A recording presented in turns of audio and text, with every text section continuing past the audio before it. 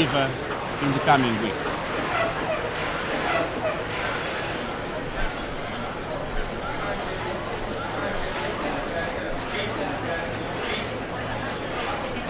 Israel and Palestine. And in Venezuela, 4 million people have fled the country, one of the largest displacements in the world. Tensions are elevated in South Asia, where differences need to be addressed through dialogue. And above all, we are facing the alarming possibility of armed conflict in the Gulf, the consequences of which the world cannot afford. The recent attack on Saudi Arabia oil facilities was totally unacceptable. In a context where a minor miscalculation can lead to a major confrontation, we must do everything possible to push for reason and restraint. And I hope for a future in which all the countries of the region can live in a state of mutual respect and cooperation without interference in each other's affairs.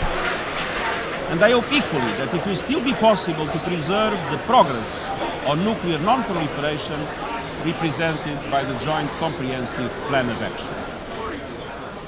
Excellencies, from day one I have emphasized prevention, mediation and the surge in diplomacy for peace to address the crises we face. Consider the lives we can save by intensifying our investments to sustain peace around the world. Across some of the most troubled corners of the world, some 100,000 UN peacekeepers protect civilians and promote peace. And through the Action for Peacekeeping initiative, we are and the European Union. And I'm also proud of the work of our humanitarians easing suffering around the world.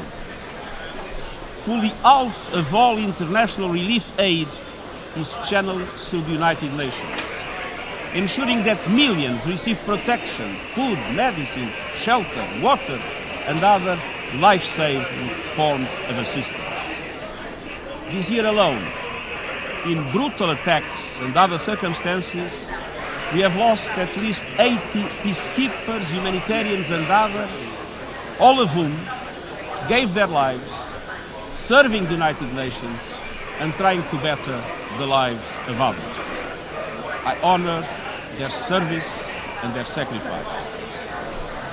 Excellencies, we have bolstered our counter-terrorism architecture and defined new strategies to tackle violent extremism and address root causes while respecting human rights. And I have put forward a new disarmament agenda to advance global peace. In the near term, the New START agreement must be extended. We must work to address the heightened threat posed by ballistic missiles and ensure a successful 2020 review of the Treaty of Non-Proliferation of Nuclear Weapons. The situation of the Korean Peninsula remains uncertain, and I fully support the efforts towards a new summit between the President of the United States and the leader of the Democratic People's Republic of Korea. And at this time of transition and dysfunction in global power relations, there is a new risk looming on the horizon that may not yet be large, but it is real. I fear the possibility of a great fracture, the world splitting in two, with the two largest economies on Earth creating two separate and competing worlds, which with their own dominant currency, trade and financial rules, their own internet and artificial intelligence capacities, and their own zero-sum geopolitical and military strategies. We must do everything possible to avert the great fracture and maintain a universal system, a universal economy with universal respect for international law, a multipolar world with strong multilateral institutions.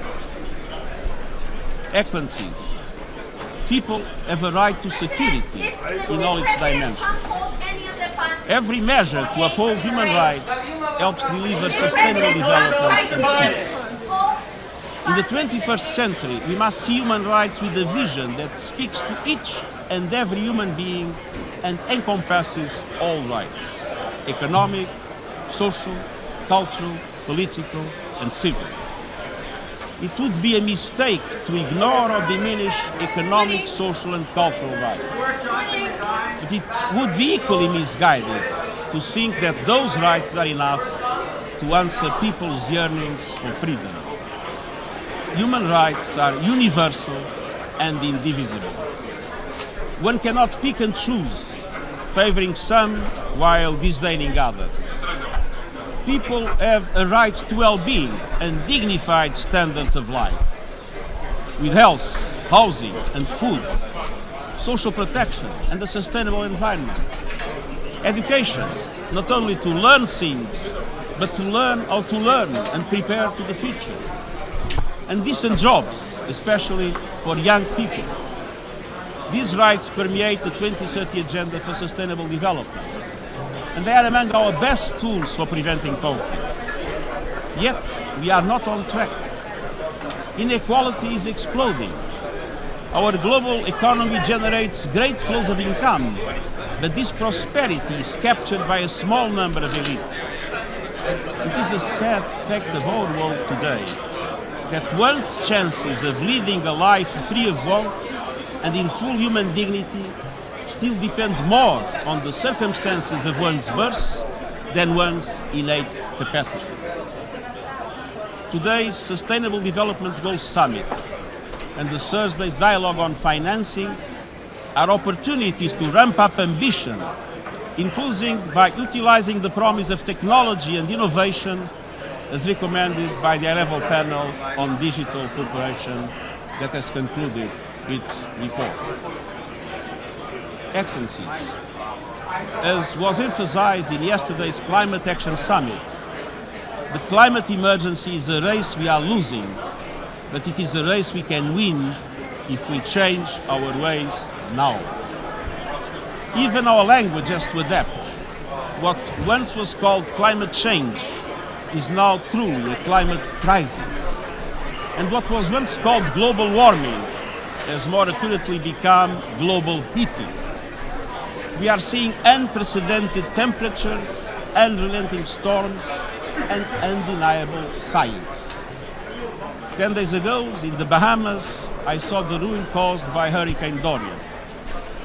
That aftermath is a mere prelude to what science tells us is on its way. But something else is on its way: solutions. And the world is starting to move, not yet fast enough, but move in the right direction, away from fossil fuels and towards the opportunities of a green economy. And the Climate Summit highlighted some of the solutions we need to scale up in order to dramatically reduce emissions, keep temperatures rise to 1.5 degrees, and reach carbon neutrality by 2050. But we are not yet there. We must build on this momentum and do much more to be able to defeat climate change. Excellences, people have rights to economic freedoms that every country has promised to uphold. Yet, we today are at a critical juncture. The advances made across decades are threatened, reversed, or undermined. We see wide-ranging impunity, including impunity for violations of international humanitarian law. We also see new forms of authoritarianism appearing, and the civic space is narrowing and citizens' voices are being stifled. Human rights advocates, environmental activists, and journalists are being targeted. Day after day, click by click, camera by camera, surveillance systems are expanding their reach and encroaching on our privacy. But these breaches go beyond the breakdown in rules governing the behavior of states and businesses. They are playing out on a deeper level. They bring into question our very compassion and our humanity. at a time when record numbers of refugees and internally displaced people are on the move, solidarity is on the run. We see borders, but also hearts closing and whole societies become hostile to foreigners. We can see refugees' families torn apart and the right to seek asylum flouted.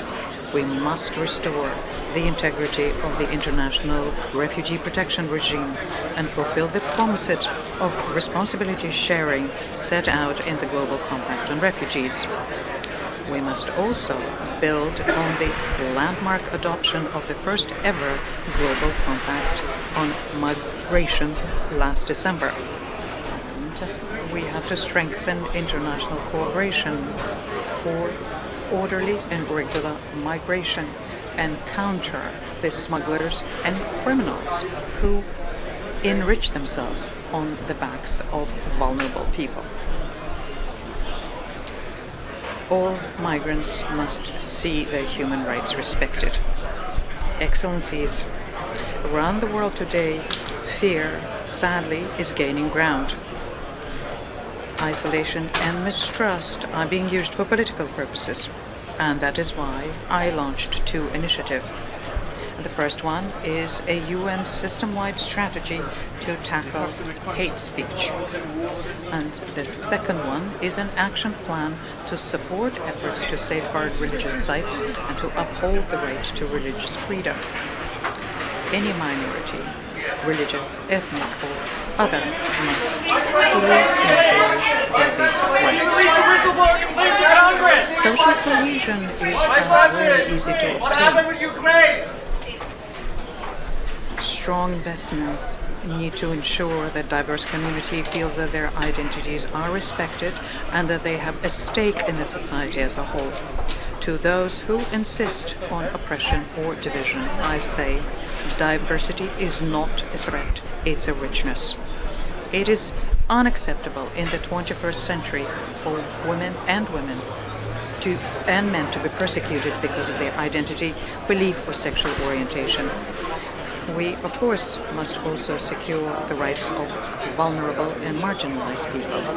This year, I launched the first United Nations Disability Inclusion Strategy. And, of course, we mustn't forget the world's most pervasive manifestation of discrimination, which affects fully half of humankind, discrimination against women and girls. Gender equality is a question of power, and power still essentially lies with men. And we can see that anywhere from parliaments to boardrooms, and even, we must say, this week in the halls and corridors and meeting rooms of the United Nations. We must break with the rigidity of the past and truly see women's rights and representations as our common goal for the humanity as a whole. And I am working on this with the United Nations. Every day we're working to ensure gender parity as well as regional balance.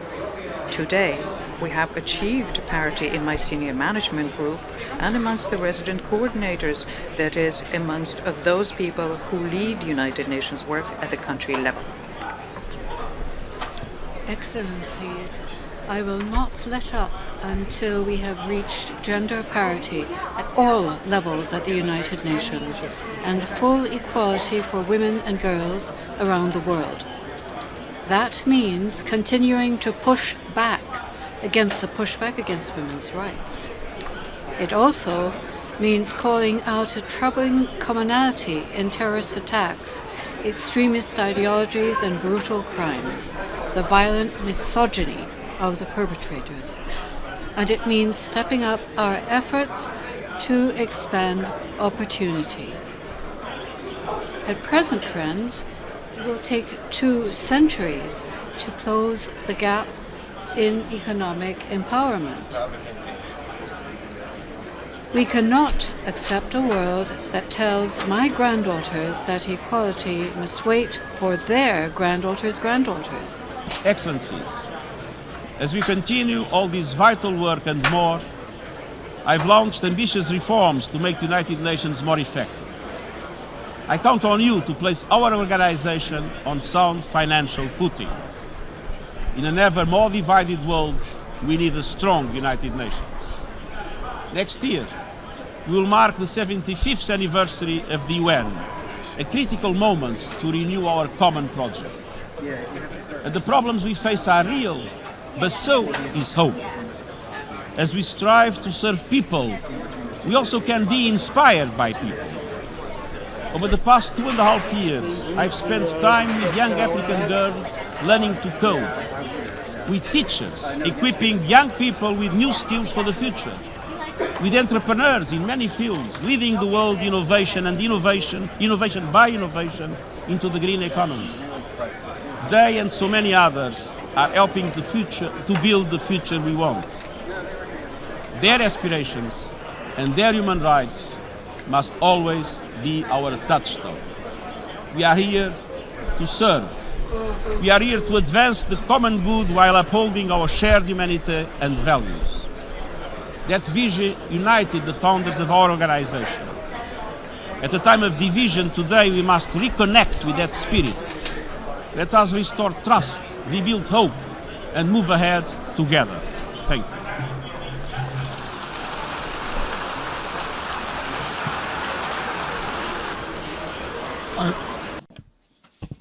Assembly, I have the pleasure to welcome to the United Nations His Excellency Jair Messias Bolsonaro, President of the Federative Republic of Brazil, and to invite him to address the Assembly.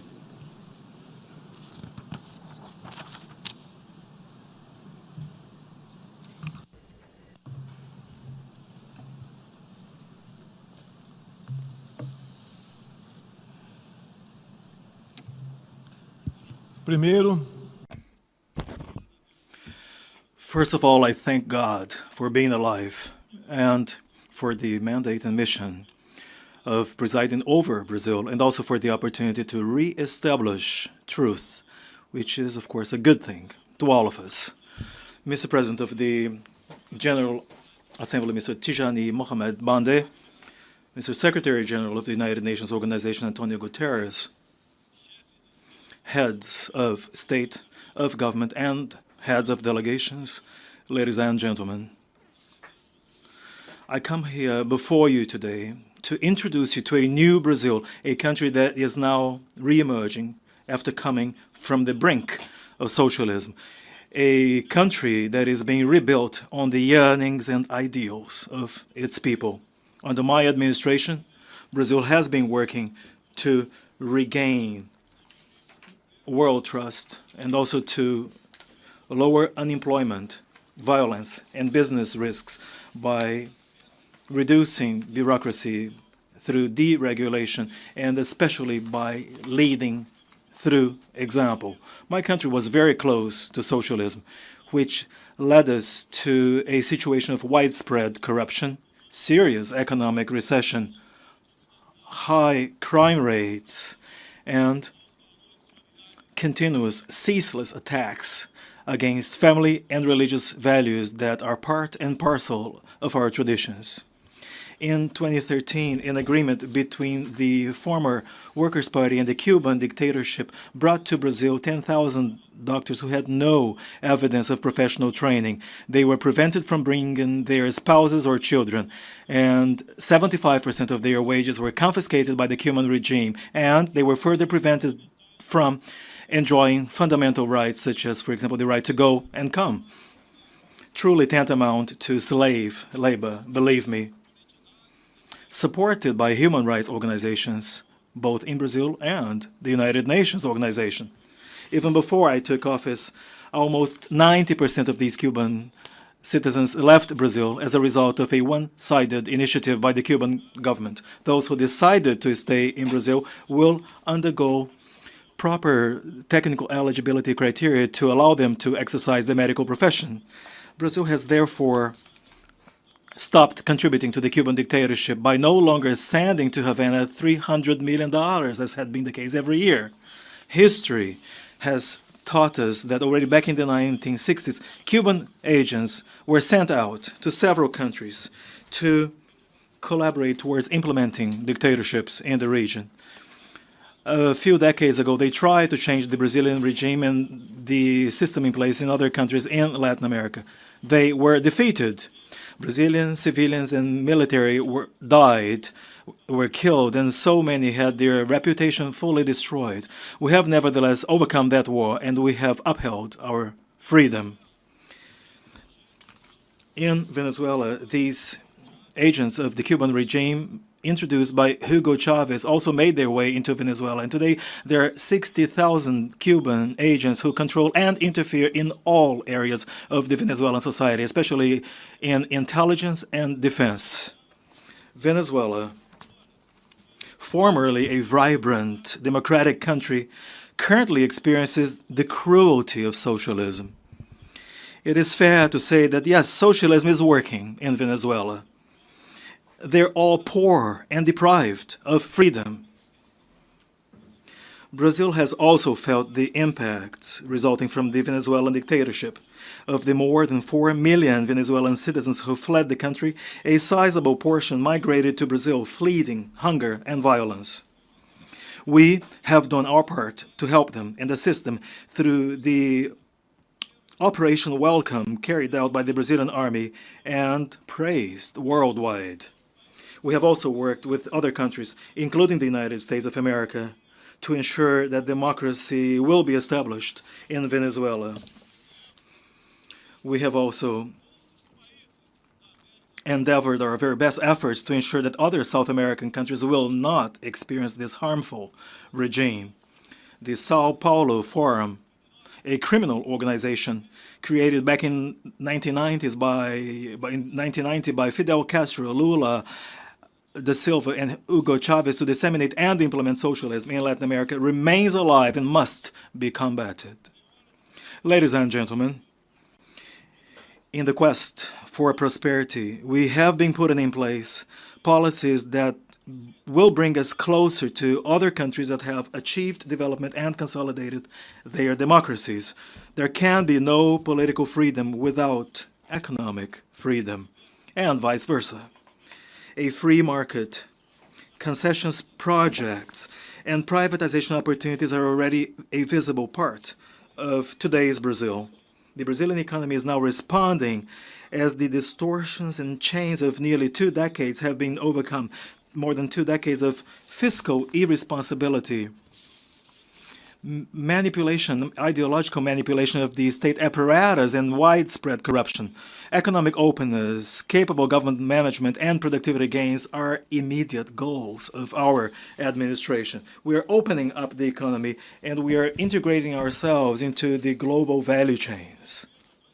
In no more than 8 months, we have successfully completed the 2 most important and largest trade agreements in the history of my country. I'm talking about the recently signed agreements between the Mercosur bloc of countries in the European Union, and also between Mercosur and the European Free Trade Area, the EFTA. We intend to go ahead and enter into more such agreements in the next few months. We also stand ready to start out our process of accession to the Organization for Economic Cooperation and Development, the OECD.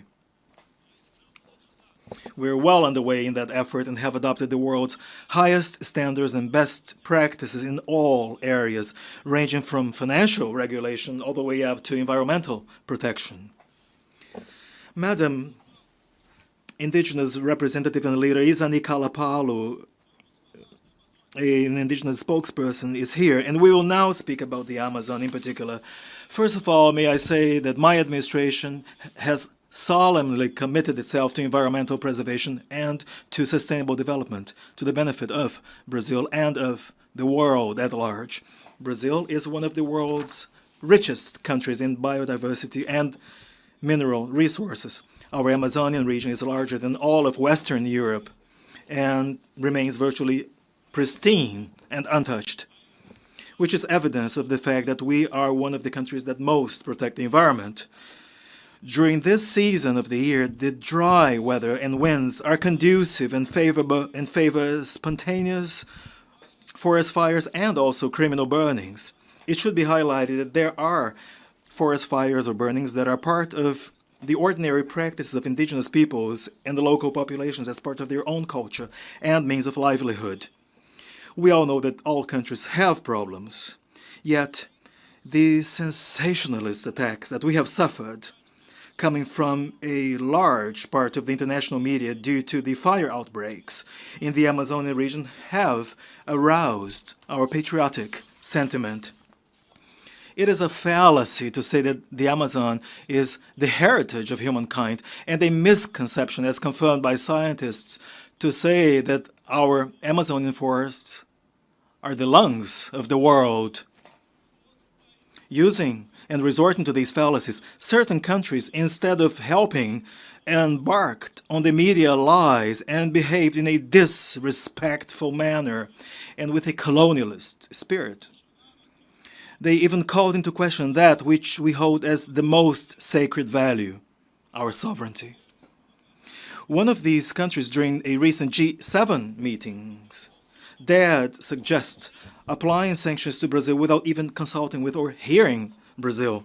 I thank those countries that did not accept to go ahead with this absurd proposal. In particular, I thank President Donald Trump, who very aptly summarized the spirit that should prevail among United Nations member countries, i.e. respect for the freedom and the sovereignty of each of us as nations. Currently, 14% of the Brazilian territory are demarcated officially as indigenous lands, but one must understand that our natives are human beings, just as any one of us here. They want and they deserve to enjoy the same rights as all of us. I want to make it plain and clear, Brazil will not increase to 20% her area already demarcated officially as indigenous lands, as some heads of state would like to see.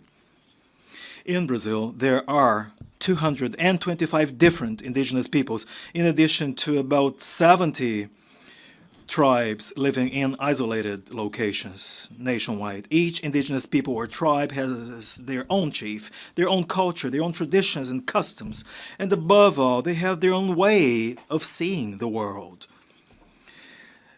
The view of one indigenous leader does not represent the views of all Brazilian indigenous peoples.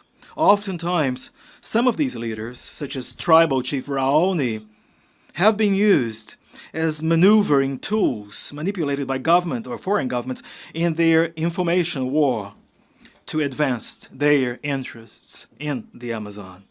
Unfortunately, some people, both in and outside of Brazil, supported by NGOs, have stubbornly insisted on treating and keeping our Indians as if they were real cavemen.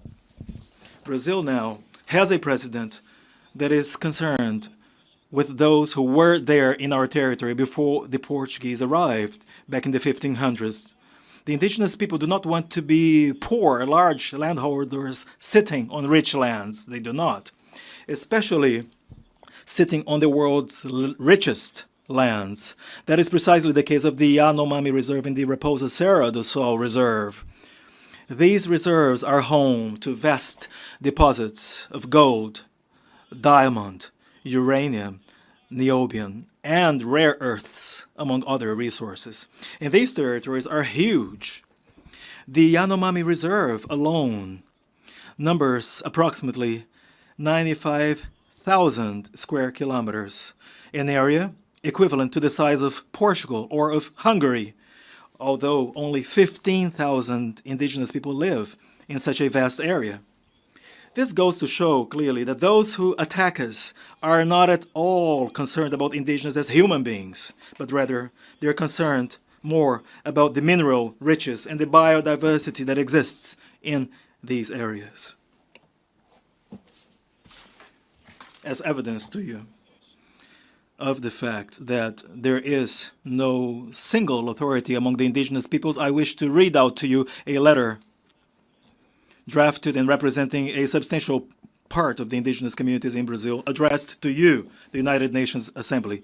Open letter to the indigenous peoples of Brazil. The group of indigenous farmers of Brazil, made up by several different ethnic groups and found in all states of the Brazilian Federation and inhabiting an area of more than 30 million hectares of the Brazilian territory, hereby respectfully addresses the Brazilian society to express its total and unconditional support to indigenous spokesperson and representative Izani Calapo, who is here with us from the Xingu Indigenous Park, Mato Grosso State, so that she may attend the UN Assembly, the UN General Assembly in New York in the US, and there voice and explain the reality experienced by the indigenous peoples in Brazil, and also bring to the fore the current situation of lies disseminated and propagated by the international and national media. They have insisted on turning Brazil's indigenous peoples into an endless market reserve, serving the interests of foreign countries that still view Brazil as a colony without rules or without sovereignty. 14% of Brazil's national territory are duly and regularly established as official indigenous lands. Many such communities are thirsty and eager and hope that the development of this portion of the country will finally take place without ideological chains, which will in turn enable achievement of a higher quality of life and standard of living in fields such as entrepreneurship, healthcare, and education. A new policy is needed for indigenous peoples in Brazil, and time is of the essence here. Bold measures can and should be encouraged in the pursuit of autonomy, economic empowerment of the indigenous peoples. Quite certainly, if a series of decisions are taken to that effect, we will be able to envisage a new approach to the Brazilian indigenous agenda. A new period of time, a new chapter of hope is needed currently for the indigenous communities. The situation of extreme poverty in which they find themselves, surviving on nothing but a family stipend and basic baskets of foodstuffs, has never delivered dignity or development. Radical extreme environmentalism and outdated approaches to the cause of indigenous people that are out of sync with what indigenous peoples truly want are tantamount to backwardness, marginalization, and absolute lack of citizenship.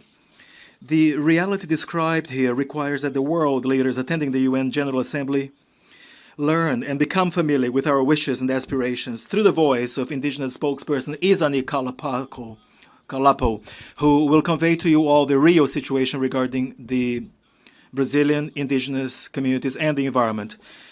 Spokesperson Izani Calapo therefore enjoys the trust and prestige of the indigenous leaders that are interested in further development, empowerment, in a higher profile role and voice, and is thus fully in a position to represent the 52 ethnic groups listed in the attachment hereto.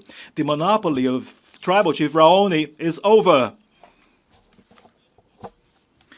The United Nations organization performed a key role in overcoming colonialism in the past and cannot possibly accept that this type of mindset be allowed to come back to its rooms and halls, no matter under what pretext. We cannot forget that the world needs to be fed. France and Germany, for example, use up more than 50% of their territories for agriculture. By contrast, Brazil uses no more than 8% of its lands for food production. 61% of our territory are preserved. Ours is a zero-tolerance policy towards crime, including environmental crimes. I wish to again affirm my stance in this regard. Any initiative to help or support preservation of the Amazonian forest or other biomes must be treated in full respect for Brazilian sovereignty. We also reject the attempts to exploit and use the environmental agenda or the indigenous policy agenda as tools to further political, economic interests of foreign countries, especially those that are disguised as good intentions. We stand ready to work together in partnerships and by adding value to our resources so as to sustainably develop all of our potentialities. Brazil hereby reaffirms her uncompromising, unmistakable commitment to the highest standards of human rights, to advocating democracy and freedom, to include freedom of expression, religious freedom, and freedom of the press. A commitment that goes hand in hand with our efforts to fight corruption and crime, which our society urgently calls for. We will continue to contribute, both within and outside of the United Nations framework, to build a world where there is no impunity, there is no hideout or shelter to criminals and corrupt people. Under my administration, Italian terrorist Cesare Battisti fled Brazil, was later arrested in Bolivia, and then extradited to Italy. 3 other terrorists from Paraguay and 1 from Chile, who used to live in Brazil up until recently as political refugees, have also been returned to their countries of origin. Terrorists operating under the guise of politically persecuted individuals will no longer find refuge in Brazil. Not too long ago, socialist presidents who preceded me in Brazil embezzled and misused hundreds of billions of dollars to buy a part of the media and of the Brazilian parliament, all in the name of an absolute power agenda. They have been tried and punished thanks to the sense of patriotism, perseverance, and courage of a judge who has become a symbol of my country. I'm talking about Dr. Sergio Moro, our incumbent Minister of Justice and Public Safety. Those presidents who came before me also transferred a sizable amount of these funds to third-party countries with the purpose of fostering and putting in place similar power projects throughout the region. Now, that source of funds has now dried out. Those same top-ranking government officials used or would come here to the UN year after year and make disengaged speeches about topics that never ever served Brazil's real interests, nor did they ever contribute to foster greater world stability. Still, they were all applauded. In my country, we had no choice but do something about the virtually 70,000 murders and countless violent crimes that used to massacre the Brazilian population every year. Life, after all, is the most basic of human rights. Our military police officers were the preferred target of crime up until recently. In 2017 alone, about 400 military police officers were cruelly murdered. However, that is changing now. Measures have been taken, and we have succeeded in lowering by more than 20% the number of murders in the first 6 months of my administration. Drug seizures, including cocaine and other drugs, have reached record levels so far. Today, Brazil is a safer country and an even more hospitable country. We have just extended visa waiver to countries such as the United States, Japan, Australia, and Canada. And we're currently considering adopting similar measures to China and India, among other countries. With more safety and with these easier, streamlined procedures, we want to ensure that everyone can visit and get to know Brazil, especially the Brazilian Amazonian region, in all of its vastness and natural beauty. The Amazon is not being devastated, nor is it being consumed by fire, as the media misleadingly says. Each of you, ladies and gentlemen, can bear witness to what I'm saying now, and you can do so on a first-hand basis. Make sure you do visit Brazil and get to know Brazil. It is a very different country vis-à-vis the country that has been portrayed in many newspapers and television channels. Religious persecution is a scourge we should all tirelessly fight. In the past few years, we have witnessed in different regions of the world cowardly attacks that have victimized followers and faithful gathering in churches, synagogues, and mosques. Brazil strongly condemns all of these acts and remains ready to collaborate together with other countries to protect those who are oppressed because of their faith.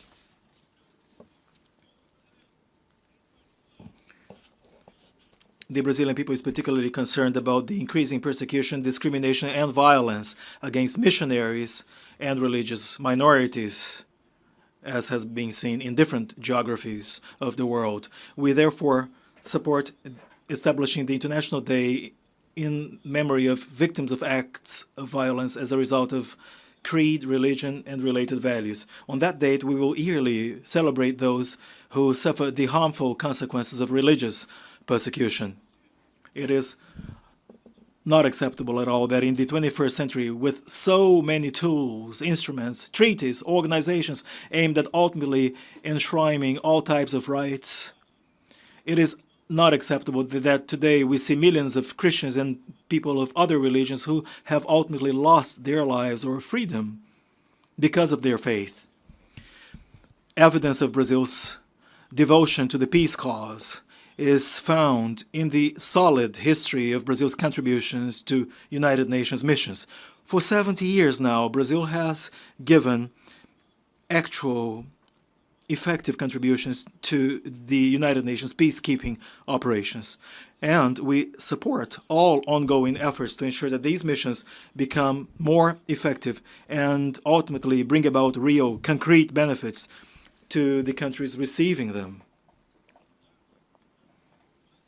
Under extremely diverse situations in countries such as Haiti, the Lebanon, in the Democratic Republic of Congo, Brazilian troops have been recognized for the high quality of their work and for their respect towards the population, respect for human rights, and the guiding principles in peacekeeping operations. May I again reaffirm our willingness to uphold our concrete contributions to the United Nations missions, including in areas such as skills development and professional training of troops, an area in which Brazil is widely recognized for her experience.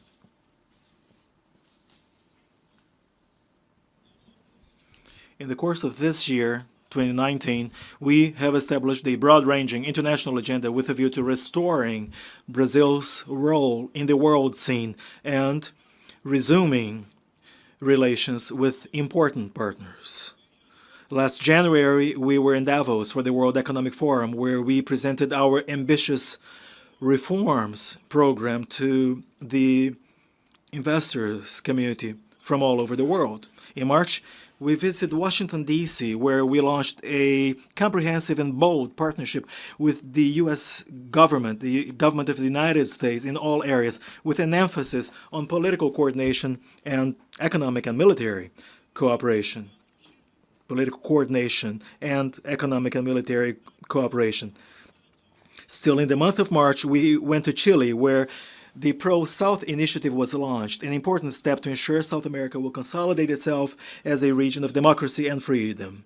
After that, we visited Israel, where we identified countless opportunities for cooperation, particularly in the field of technology and security. I thank Israel for the support received to fight recent disasters in my country. We also visited one of our major partners in the South American Southern Cone, Argentina.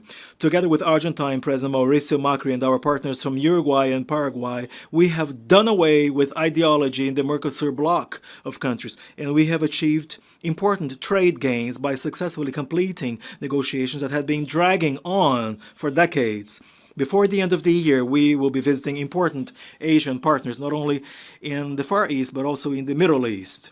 These visits will further strengthen the friendship ties and deepen our relations with Japan, China, Saudi Arabia, the United Arab Emirates, and Qatar.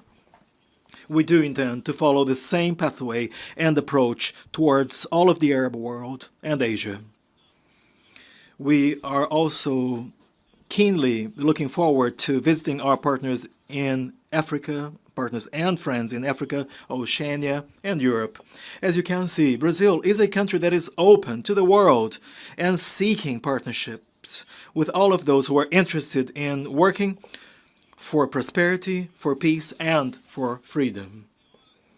Ladies and gentlemen, the Brazil I represent here is a country that is lifting itself up again, reinvigorating partnerships and regaining its political and economic confidence. We are ready and poised to take on the responsibilities that are incumbent upon us in the international system. Over the past few decades, without realizing, we allowed ourselves to be seduced by ideological thought systems that did not seek truth, but rather absolute power. Ideology made its way into and has set in fields such as education, media, culture, and has become a dominant force in means of communication, universities, and schools. Ideology has invaded our homes and has engaged in an offensive against the mother cell, the seminal cell in any healthy society, i.e., the family itself. They even try to destroy the innocence of our children by going as far as perverting their most basic and elementary identity, i.e., biology itself. The politically correct has become a prevalent constant in public debate to expel rationality and replace it with manipulation, repeated commonplaces, and buzzwords. Ideology has invaded the human soul itself to expel God from it and the dignity with which He has endowed us. And with these methods, this ideology has always left behind it a trail of death, ignorance, and stark poverty wherever it passed through. I am myself living evidence of that. I was cowardly stabbed by a left-wing activist, and I only survived because of a miracle operated by God. Once again, I thank God for my life. The United Nations organization can help overcome the current materialistic and ideological atmosphere that undermines some basic principles of human dignity. This organization was, after all, designed and established to promote peace among sovereign nations and social progress, with liberty in accordance with the preamble of the United Nations Charter. On matters such as climate, democracy, human rights, equality of rights and duties between men and women, and on so many other issues, all we need is precisely this: envisage and aim at the truth in line with the Gospel of John 8:32, which reads as follows: "And you shall know the truth, and the truth shall set you free." All of our national and international instruments should be ultimately geared towards achieving that objective. We are not here to erase nationalities and sovereignties in the name of an abstract global interest. This is not the Global Interest Organization. This is the United Nations Organization, and it must remain as such. With a sense of humbleness and trust in the liberating power of truth, you can be sure that you will certainly be able to count on this new Brazil that I am presenting to you, ladies and gentlemen. I thank you all for the grace and the glory of God. Thank you very much.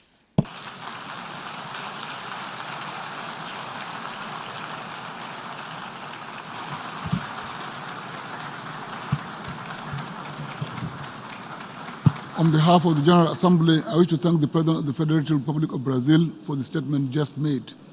May I request representatives to remain seated while we greet the President. On behalf of the General Assembly, I have the honor to welcome to the United Nations His Excellency Donald Trump, President of the United States of America, and to invite him to address the Assembly.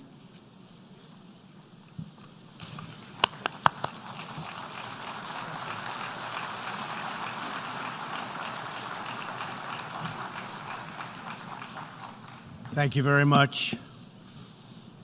Mr. President, Mr. Secretary General, distinguished delegates, ambassadors, and world leaders, 7 decades of history have passed through this hall in all of their richness and drama. Where I stand, the world has heard from presidents and premiers at the height of the Cold War. We have seen the foundation of nations. We have seen the ringleaders of revolution. We have beheld saints who inspired us with hope, rebels who stirred us with passion, and heroes who emboldened us with courage, all here to share plans, proposals, visions, and ideas on the world's biggest stage. Like those who met us before, our time is one of great contests, high stakes, and clear choices. The essential divide that runs all around the world and throughout history is once again thrown into stark relief. It is the divide between those whose thirst for control deludes them into thinking they are destined to rule over others, and those people and nations who want only to rule themselves. I have the immense privilege of addressing you today as the elected leader of a nation that prizes liberty, independence, and self-government above all. The United States, after having spent over $2.5 trillion since my election to completely rebuild our great military, is also by far the world's most powerful nation. Hopefully, it will never have to use this power. Americans know that in a world where others seek conquest and domination, our nation must be strong in wealth, in might, and in spirit. That is why the United States vigorously defends the traditions and customs that have made us who we are. Like my beloved country, each nation represented in this hall has a cherished history, culture, and heritage that is worth defending and celebrating, and which gives us our singular potential and strength. The free world must embrace its national foundations. It must not attempt to erase them or replace them.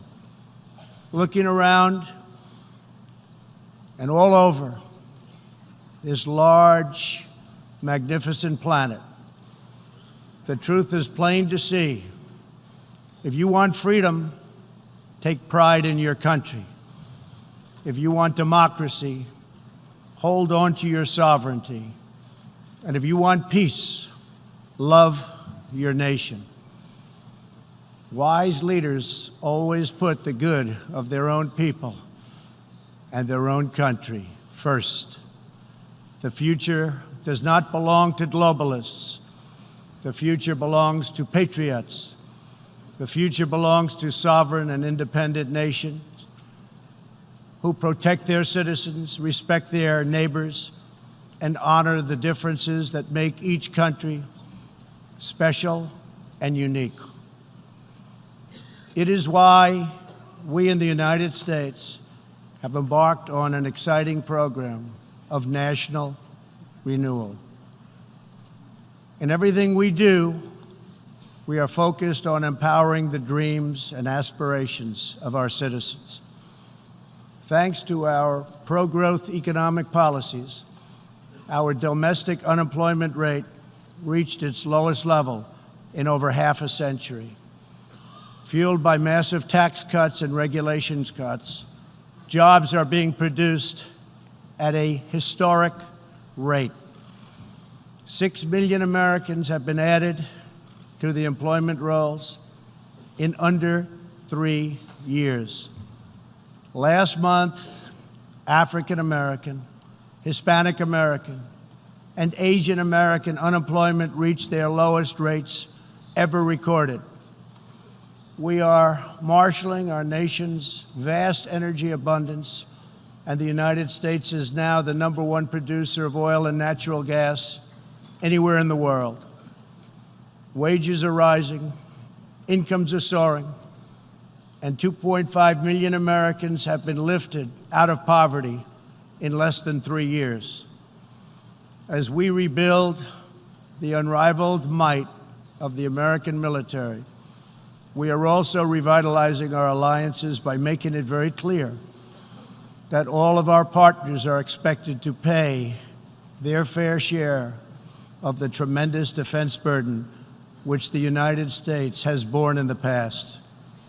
At the center of our vision for national renewal is an ambitious campaign to reform international trade. For decades, the international trading system has been easily exploited by nations acting in very bad faith.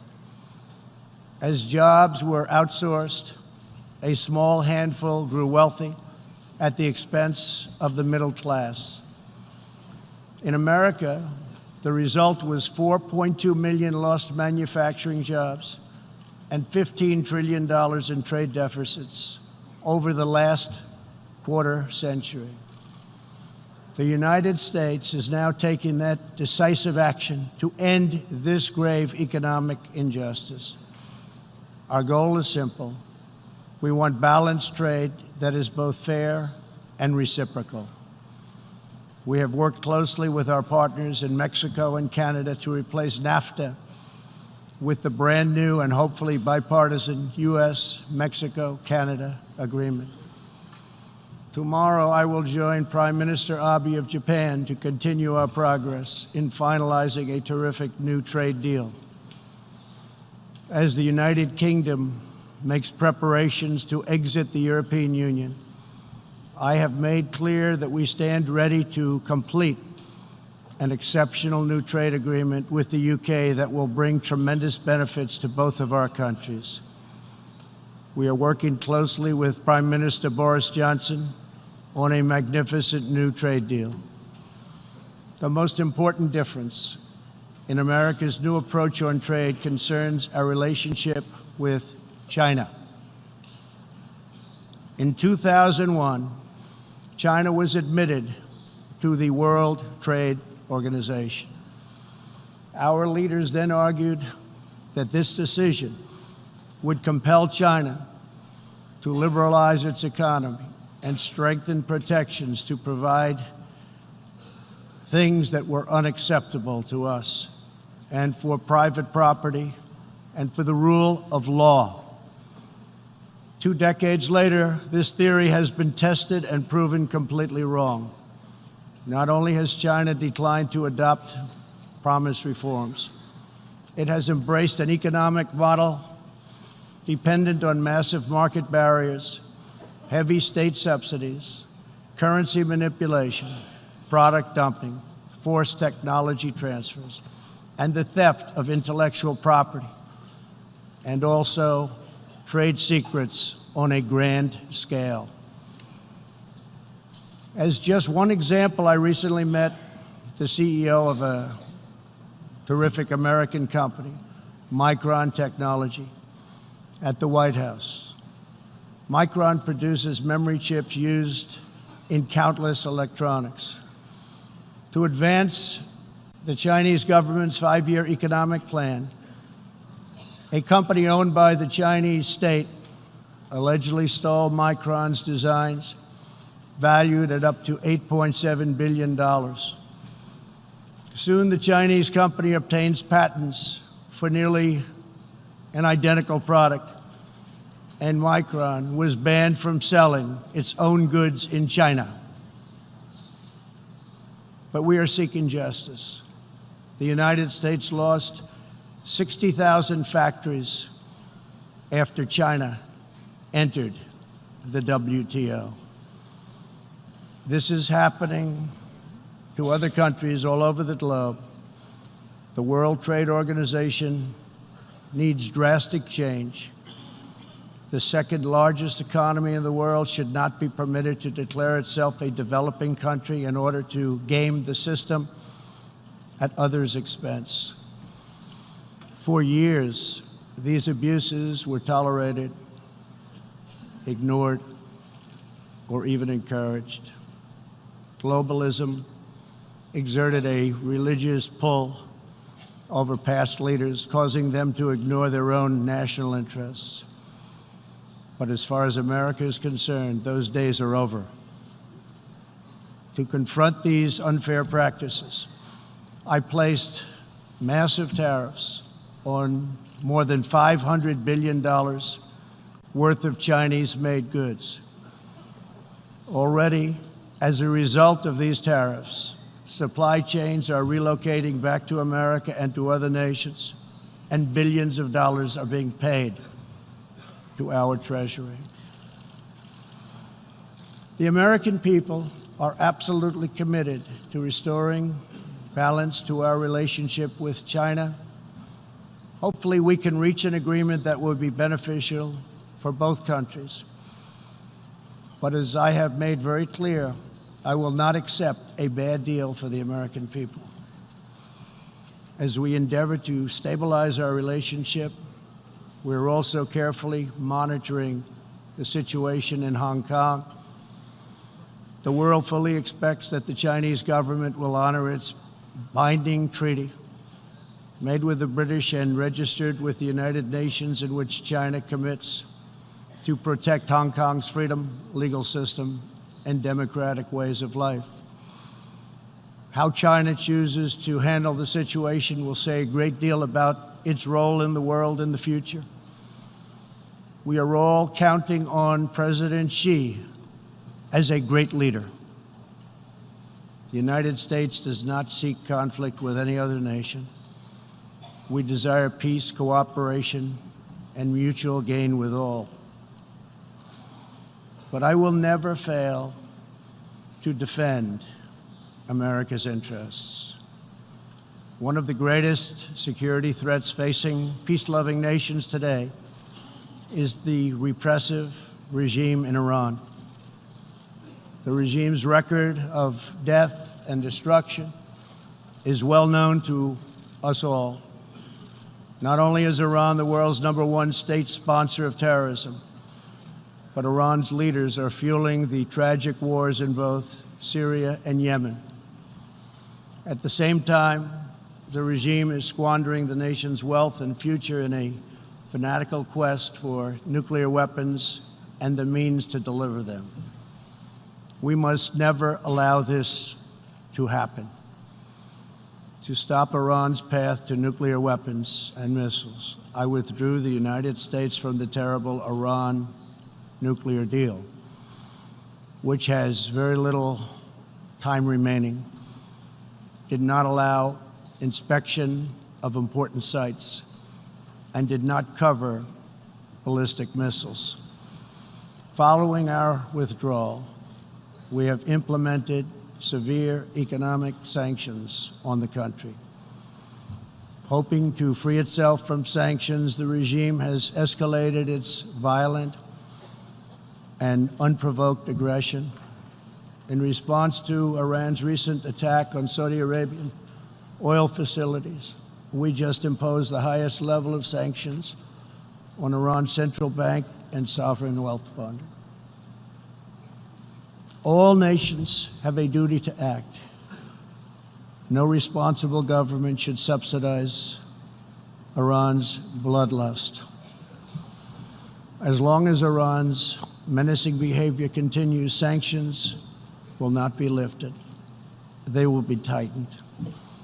Iran's leaders will have turned a proud nation into just another cautionary tale of what happens when a ruling class abandons its people and embarks on a crusade for personal power and riches.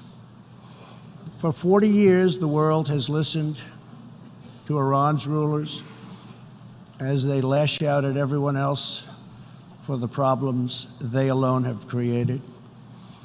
They conduct ritual chants of death to America and traffic in monstrous anti-Semitism.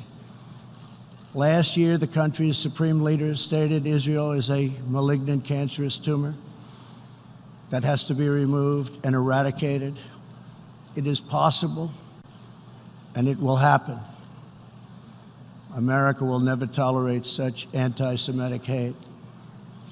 Fanatics have long used hatred of Israel to distract from their own failures. Thankfully, there is a growing recognition in the wider Middle East that the countries of the region share common interests in battling extremism and unleashing economic opportunity. That is why it is so important to have full, normalized relations between Israel and its neighbors. Only a relationship built on common interests, mutual respect, and religious tolerance can forge a better future.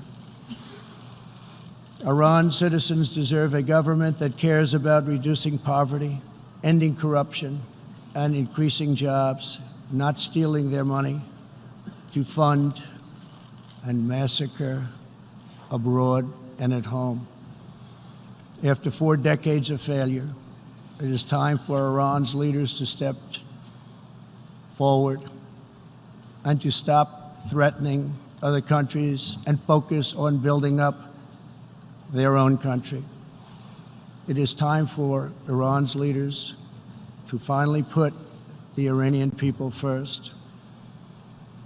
America is ready to embrace friendship with all who genuinely seek peace and respect.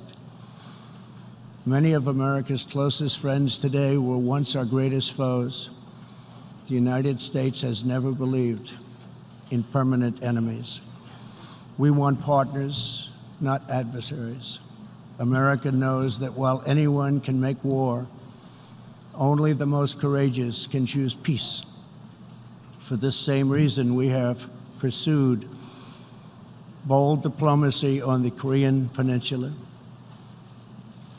I have told Kim Jong-un what I truly believe, that like Iran, his country is full of tremendous untapped potential, but that to realize that promise, North Korea must denuclearize.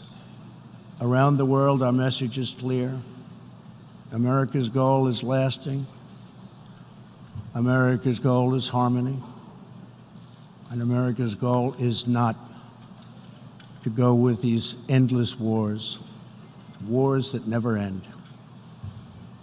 With that goal in mind, my administration is also pursuing the hope of a brighter future in Afghanistan.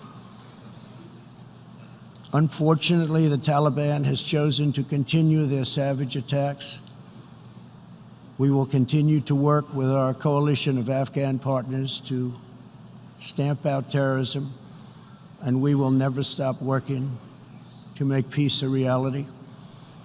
Here in the Western Hemisphere, we are joining with our partners to ensure stability and opportunity all across the region.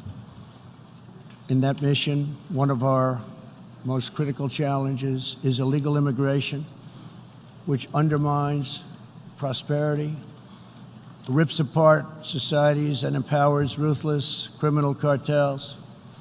Mass illegal migration is unfair, unsafe, and unsustainable for everyone involved. The sending countries and the depleted countries, and they become depleted very fast, but their youth is not taken care of, and human capital goes to waste. The receiving countries are overburdened with more migrants than they can responsibly accept, and the migrants themselves are exploited, assaulted, and abused by vicious coyotes. Nearly 1/3 of women who make the journey north to our border are sexually assaulted along the way. Yet here in the United States and around the world, there is a growing cottage industry of radical activists and non-governmental organizations that promote human smuggling. These groups encourage illegal migration and demand erasure of national borders. Today, I have a message for those open border activists who cloak themselves in the rhetoric of social justice. Your policies are not just. Your policies are cruel and evil. You are empowering criminal organizations that prey on innocent men, women, and children. You put your own false sense of virtue before the lives, well-being, and countless innocent people. When you undermine border security, you are undermining human rights and human dignity. Many of the countries here today are coping with the challenges of uncontrolled migration. Each of you has the absolute right to protect your borders. And so, of course, does our country. Today, we must resolve to work together to end human smuggling, end human trafficking, and put these criminal networks out of business for good. To our country, I can tell you sincerely, we are working closely with our friends in the region, including Mexico, Canada, Guatemala, Honduras, El Salvador, and Panama, to uphold the integrity of borders and ensure safety and prosperity for our people. I would like to thank President Lopez Obrador of Mexico for the great cooperation we are receiving and for right now putting 27,000 troops on our southern border. Mexico is showing us great respect, and I respect them in return. The U.S., we have taken very unprecedented action to stop the flow of illegal immigration. To anyone conducting crossings of our border illegally, please hear these words. Do not pay the smugglers. Do not pay the coyotes. Do not put yourself in danger. Do not put your children in danger, because if you make it here, you will not be allowed in. You will be promptly returned home. You will not be released into our country. As long as I am President of the United States, we will enforce our laws and protect our borders. For all of the countries of the Western Hemisphere, our goal is to help people invest in the bright futures of their own nation. Our region is full of such incredible promise, dreams waiting to be built, and national destinies for all. And they are waiting also to be pursued. Throughout the hemisphere, there are millions of hardworking, patriotic young people eager to build, innovate, and achieve. But these nations cannot reach their potential if a generation of youth abandon their homes in search of a life elsewhere. We want every nation in our region to flourish and its people to thrive in freedom and peace. In that mission, we are also committed to supporting those people in the Western Hemisphere who live under brutal oppression, such as those in Cuba, Nicaragua, and Venezuela. According to a recent report from the UN Human Rights Council, women in Venezuela stand in line for 10 hours a day waiting for food. Over 15,000 people have been detained as political prisoners. Modern-day death squads are carrying out thousands of extrajudicial killings. The dictator Maduro is a Cuban puppet protected by Cuban bodyguards, hiding from his own people, while Cuba plunders Venezuela's oil wealth to sustain its own corrupt communist rule. Since I last spoke in this hall, the United States and our partners have built a historic coalition of 55 countries that recognize the legitimate government of Venezuela. To the Venezuelans trapped in this nightmare, please know that all of America is united behind you. The United States has vast quantities of humanitarian aid ready and waiting to be delivered. We're watching the Venezuela situation very closely. We await the day when democracy will be restored, when Venezuela will be free, and when liberty will prevail throughout this hemisphere. One of the most serious challenges our countries face is the specter of socialism. It's the wrecker of nations and destroyer of societies. Events in Venezuela remind us all that socialism and communism are not about justice. They are not about equality. They are not about lifting up the poor. And they are certainly not about the good of the nation. Socialism and communism are about one thing only: power for the ruling class. Today I repeat a message for the world that I have delivered at home. America will never be a socialist country. In the last century, socialism and communism killed 100 million people. Sadly, as we see in Venezuela, the death toll continues in this country. These totalitarian ideologies, combined with modern technology, have the power to excise new and disturbing forms of suppression and domination. For this reason, the United States is taking steps to better screen foreign technology and investments and to protect our data and our security. We urge every nation present to do the same.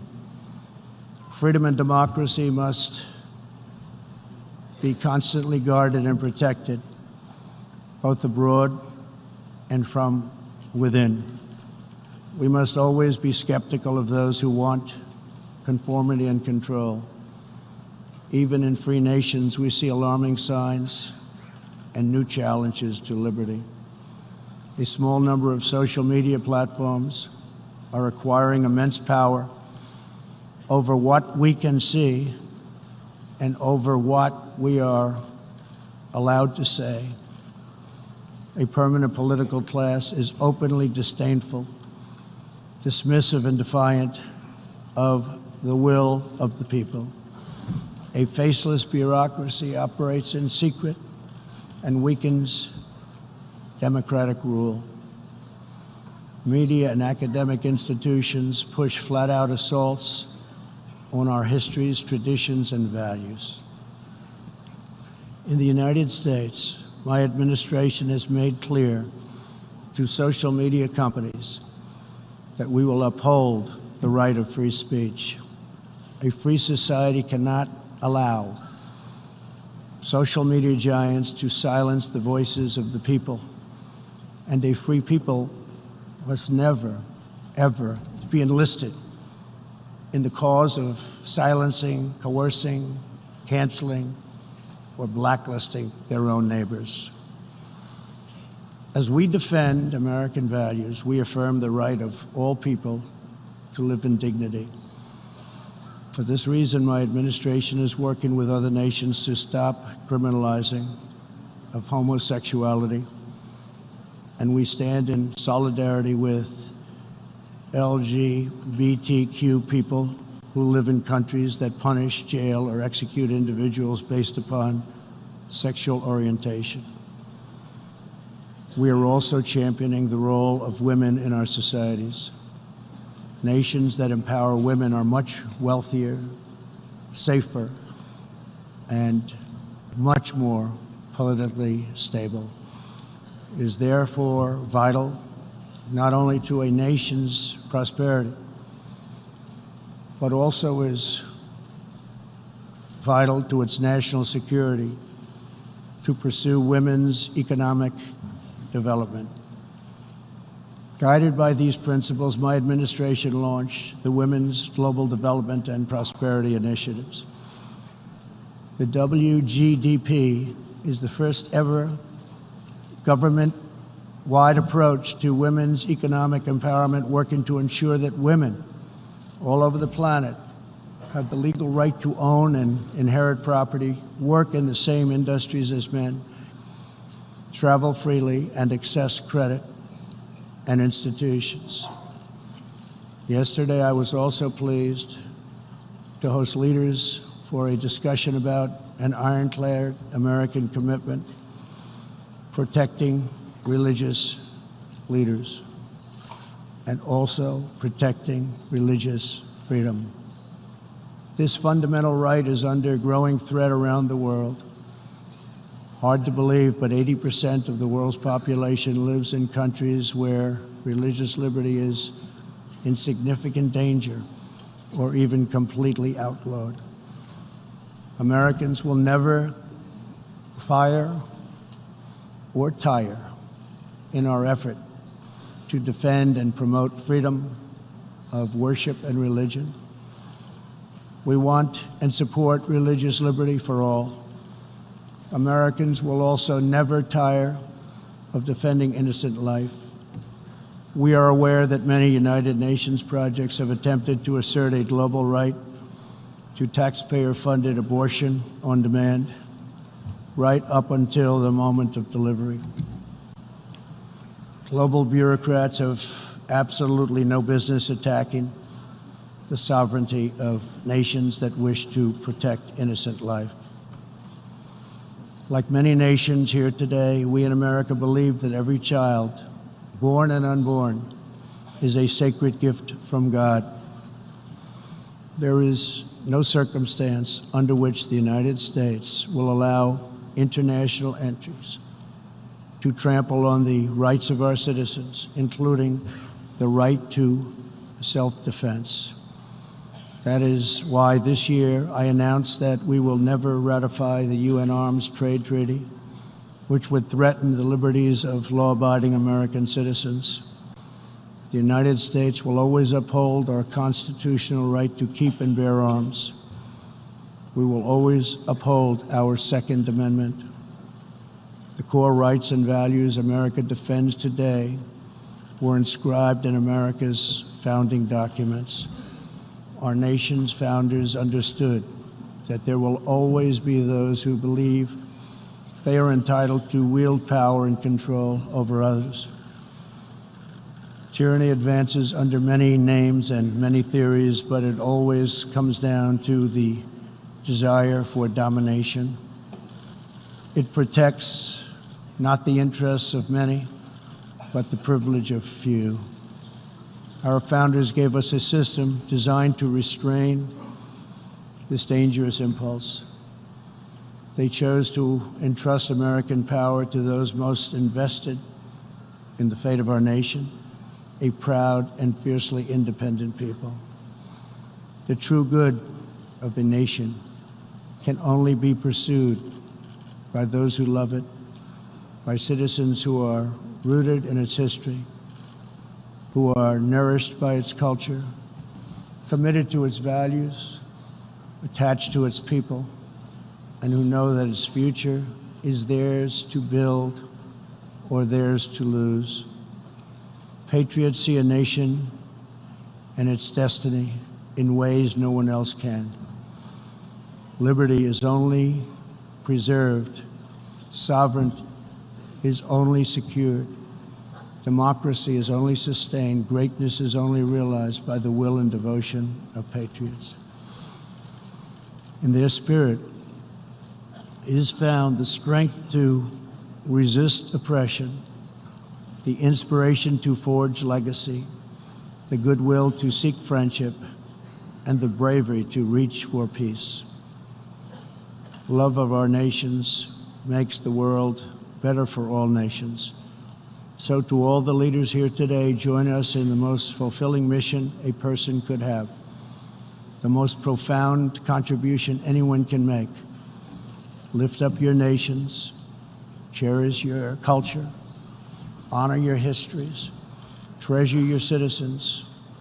Make your country strong and prosperous and righteous. Honor the dignity of your people, and nothing will be outside of your reach. When our nations are greater, the future will be brighter, our people will be happier, and our partnerships will be stronger. With God's help, together we will cast off the enemies of liberty and overcome the oppressors of dignity. We will set new standards of living and reach new heights of human achievement. We will rediscover old truths, unravel old mysteries, and make thrilling new breakthroughs. And we will find more beautiful friendship and more harmony among nations than ever before. My fellow leaders, the path to peace and progress and freedom and justice and a better world for all humanity begins at home. Thank you. God bless you. God bless the nations of the world. And God bless America. Thank you very much.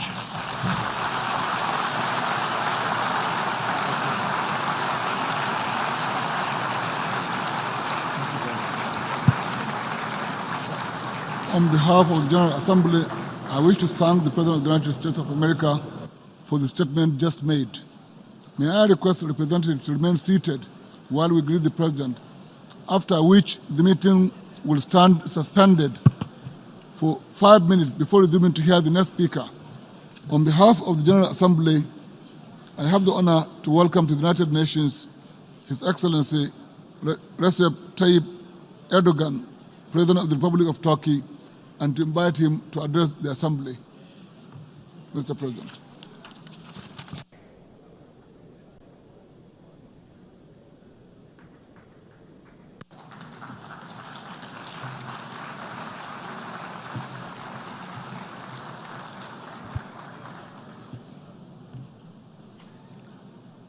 Sayın Başkan. Honorable President, distinguished heads of states and governments, distinguished Secretary General, esteemed delegates, I would like to salute you all with my most heartfelt emotions on behalf of my personal self and my nation. I would like to thank Ms. Espinosa for her successful work over the past year. I also wholeheartedly congratulate Mr. Mohammed Pandey, who has taken over the presidency of the General Assembly for the 74th session, and I hope and pray that the 74th session of the GA will bring peace and prosperity to the whole world and humanity. Esteemed delegates, our world today faces many challenges and pain resulting from injustice at a global scale. The great scholar of our civilization, Rumi, has once defined justice as the following, quote, sharing amongst the people the rights and obligations appropriately and allocating to them what they are entitled to. It is obvious that today neither the rights nor the responsibilities are shared appropriately. In the meantime, injustice generates instability, power struggles, crises, waste, and extravagance. Yet, the organization where we're gathered today was established in the aftermath of the Second World War with the eventual purpose of eradicating injustice.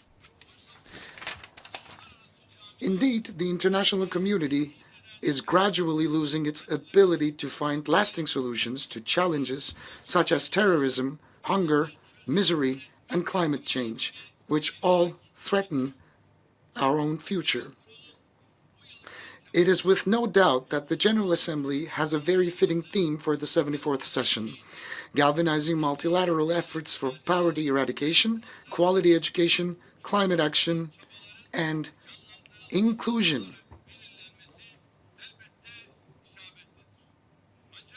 But what's more important than that is to understand what we can achieve together. It is unacceptable to see that one part of the world lives in luxury and enjoys benefit of prosperity, while people in other parts of the world suffer in the hands of poverty, misery, and illiteracy. It is painful to see that a fortunate minority in the world are discussing issues such as digital technology, robotics, artificial intelligence, and obesity, whereas more than 2 billion people live under the poverty line and 1 billion people suffer from hunger. We cannot turn our back to the reality that if all of us are not safe, none of us will be safe. For many years, I've been saying from this rostrum that we cannot leave the fate of humanity up to the discretion of a handful of countries. Today, I would like to reiterate once again that the world is greater than 5.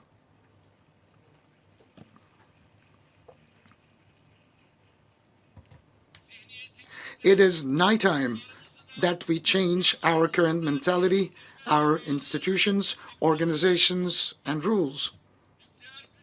The inequality between nuclear states and non-nuclear states is alone enough to undermine global balances. It bothers us, like anyone else, that the weapons of mass destruction are used as leverage in every crisis instead of their total elimination. The possession of nuclear power should either be forbidden for all or permissible for everyone.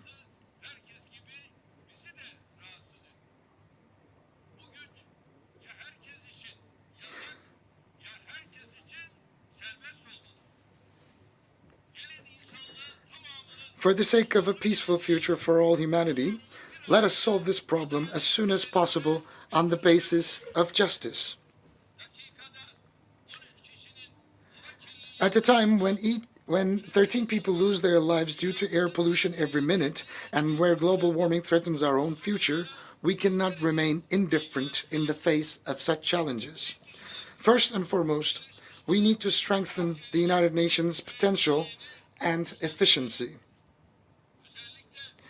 In particular, we should carry out at once the much-needed fundamental reforms in line with the principles of justice and equality within the Security Council.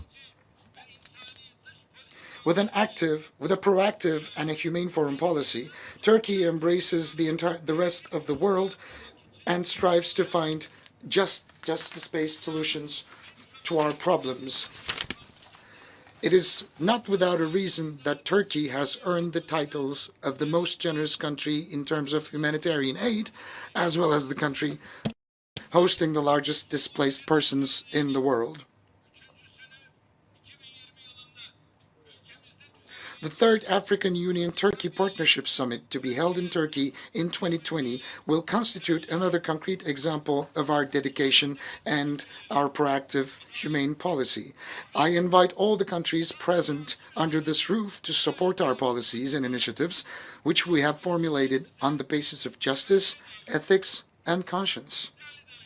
Esteemed delegates, today Syria has become a place that hurts the most collective conscience of humanity, and it has become a symbol of injustice. Since 2011, the regime and the terrorist organizations, as well as the forces encouraging them, insistently pursue a policy of perpetual crisis. Almost 1 million people were killed and 12 million people were displaced, and half of that population were forced to live elsewhere. And the Syrian crisis has to be ended once and for all. Turkey is the country that has been mostly affected as a result of the imposition of Daesh threat. This terrorist organization has harassed our borders and targeted the very heart of our cities near the borders with suicide bombings, which have killed hundreds of Turkish citizens. Turkey is the country who has inflicted the first and the heaviest blow to the Daesh presence in Syria. With the Operation Euphrates Shield, we have neutralized approximately 3,500 Daesh terrorists, and we have paved the way to the collapse of this terrorist organization in Syria. We are also at the forefront of international efforts to identify terrorists and foreign fighters coming from all over the world to join Daesh through imposition of entry bans and deportations to and from our country. On the other hand, Turkey today is the most generous country in terms of humanitarian aid, taking into consideration the ratio of Turkish official humanitarian assistance to its GDP. We are currently hosting 5 million refugees fleeing conflict, starvation, and persecution.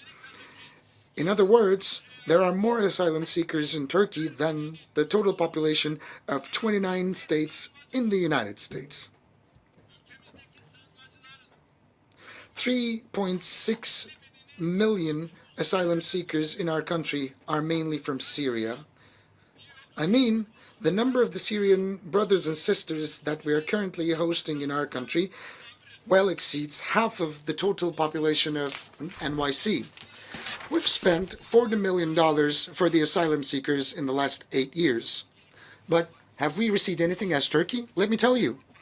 From the EU, we have until so far received, not directly into our national budget, by the way, just through international organizations, which was allocated to Disaster Relief Agency of Turkey and the Turkish Red Crescent, not more than 3 billion euros. 365,000 of the asylum seekers who fled to our country safely returned to the areas we have secured in Syria, such as cities of Jarablus and elsewhere. Nearly half of Syrian refugees are under the age of 18. The number of the Syrian children born on our territory reached 500,000. We're not only providing accommodation to them, but also essential services such as education and healthcare. Unfortunately, the world and the international community is too quick to forget the survival journey that they have embarked upon, ending in the dark waters of the Mediterranean Sea or against the security fences stretching along the borders that they're trying to flee. As you can see, this is the picture of baby Aylan that was beached, which was a long time ago, and it's been forgotten already. No, never forget that this can happen to you, because baby Aylans, there are many baby Aylans. There are thousands of millions of baby Aylans that we need to take measures for. This is a responsibility that we have to rise up to.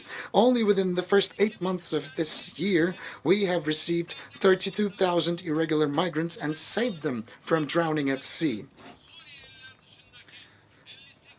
Also, during the first 8 months of this year, we have spent 58,000 irregular migrants back to their countries, excluding Syrians. And with those fleeing from other parts of the world, Turkey currently hosts 5 million oppressed and victimized people on its soil. Unfortunately, we were left alone in our selfless sacrifice towards asylum seekers. In Syria, there has been no genuine return to the regions controlled by the regime and the terrorist organizations such as PKK, YPG, and Daesh. The parts liberated and secured by Turkey are the only places that the Syrians could have returned to.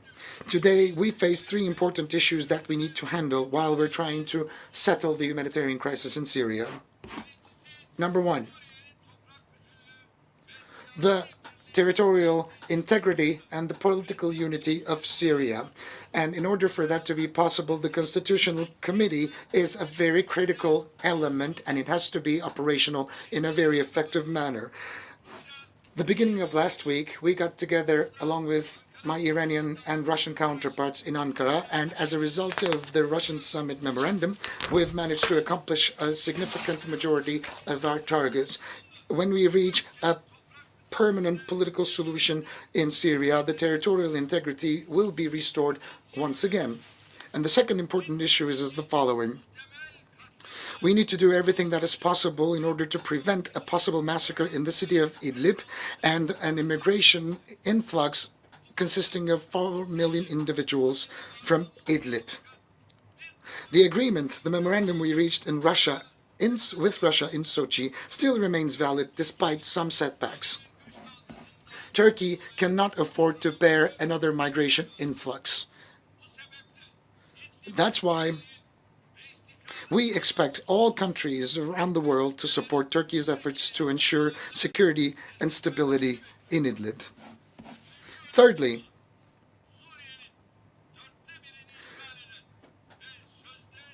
the elimination of PKK and YPG terrorist organizations in the east of the Euphrates, which occupy a quarter of Syria and tries to legitimize itself under the name of the so-called Syrian Democratic Forces.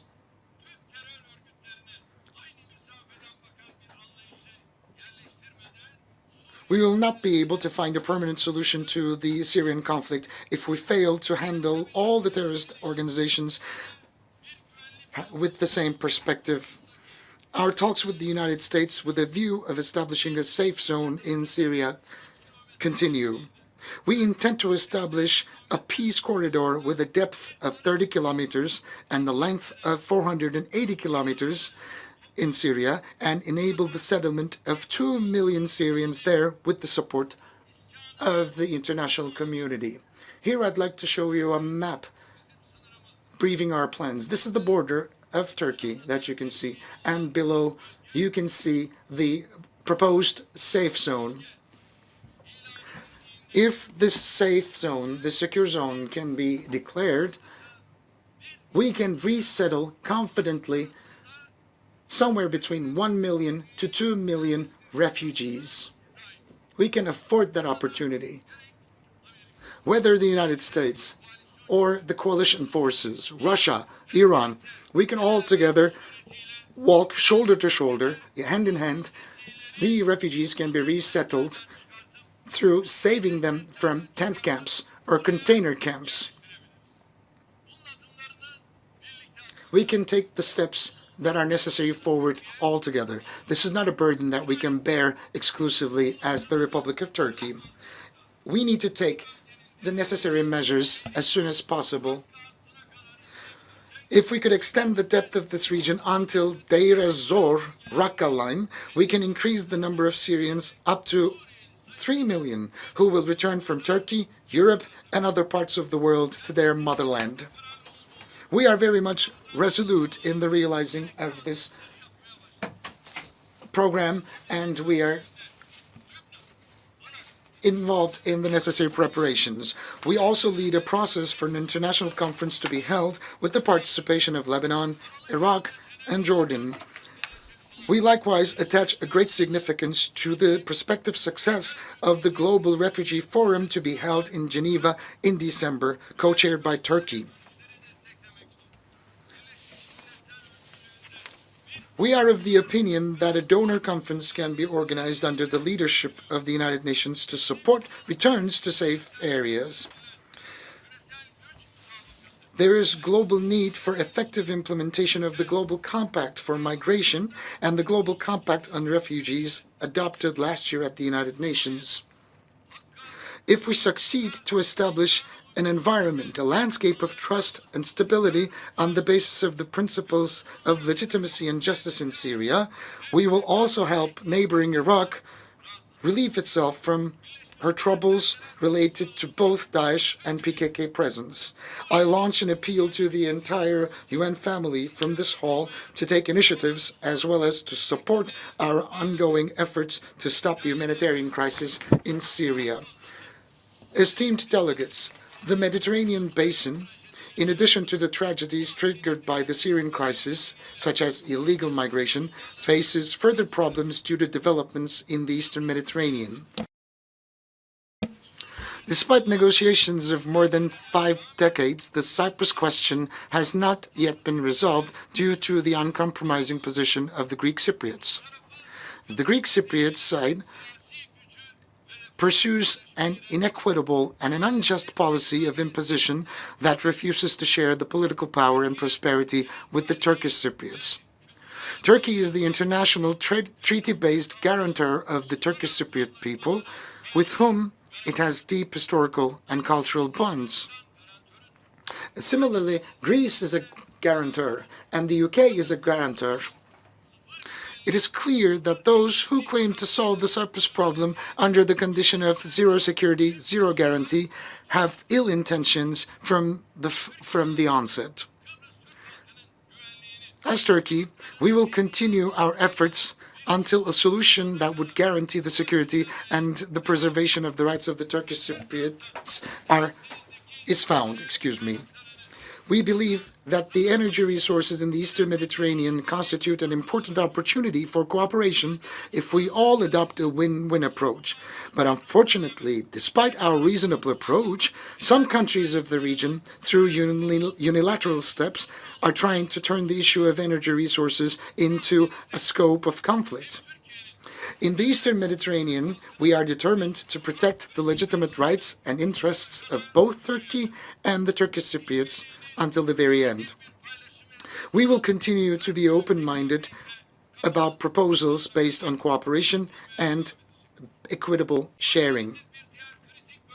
Another critical area of the Mediterranean is Libya, and we endeavor to ensure security and stability in the country through the establishment of a democratic administration based on the free will of people.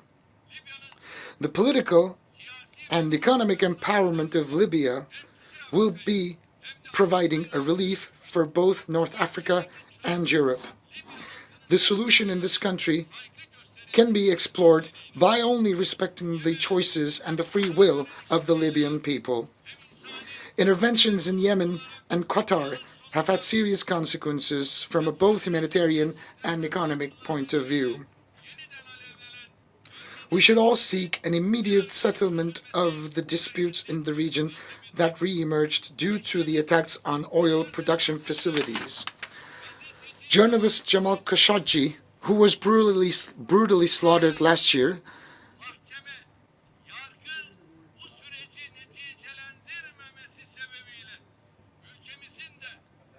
has become a symbol for the need of justice and equality in the region, as the courts have not reached yet a verdict regarding his demise. And we will keep on following up the developments there, as we are so much committed to this case. And Egypt's first democratically elected president, Mohamed Morsi, who lost his life in a courtroom in a suspicious way, is another issue that we're heavily invested in, and his family was not allowed to bury him properly. It's a bleeding wound in our hearts.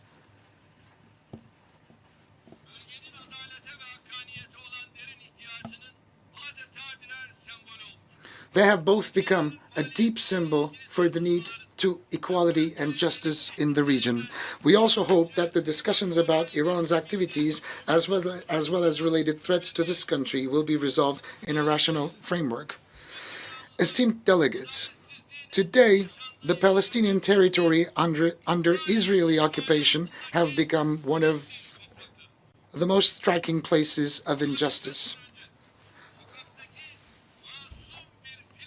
If the images of an innocent Palestinian woman who was murdered heinously by Israeli security forces on the street just a few days ago will not awake the global conscience, then we are standing at a point where words are not sufficient. I'm quite curious. What about this map of Israel? Where is Israel? Where does the land of Israel begin and end? Look at this map. Where was Israel in 1947? And where is Israel now, especially between the years 1949 and 1967? Where was Israel and where is Israel now? Look, this is 1947, the land of Palestine. There's seemingly almost no Israeli presence on these lands. The entire territory belongs to the Palestinians, so the map suggests. But the year 1947, the distribution plan takes place, gets ratified, Palestinian lands start shrinking, and Israel starts expanding. And from 1947 to 1967, Israel is still expanding, Palestine is still shrinking. And today, the current situation, there is seemingly no Palestinian presence. The entire land belongs to Israel. But would it suffice Israel? No. Israel is still willing to take over the remaining of the land, but what about the United Nations Security Council? What about the United Nations? And what about the resolutions therein? Are those resolutions being activated? Are they being implemented and enforced? No. So we have to ask ourselves, what does the UN serve? Under this roof, we are producing resolutions without any effect. So when do you think, or where do you think justice can prevail? This is our main suffering. This is where the pain is coming from. The current Israeli government and the administration, right next to these murders and atrocities, is busy with intervening and attacking the historical legal status of Jerusalem and holy sacred lands and artifacts. As Turkey, we have a very clear stance on this issue. The immediate establishment of an independent Palestinian state with homogeneous territories on the basis of the 1967 borders with East Jerusalem as its capital is the only solution.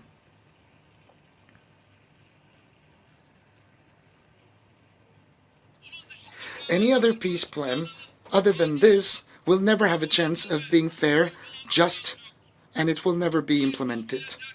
Now, I'm asking from the rostrum of the United Nations General Assembly, where are the borders of the State of Israel? Is it the 1947 borders?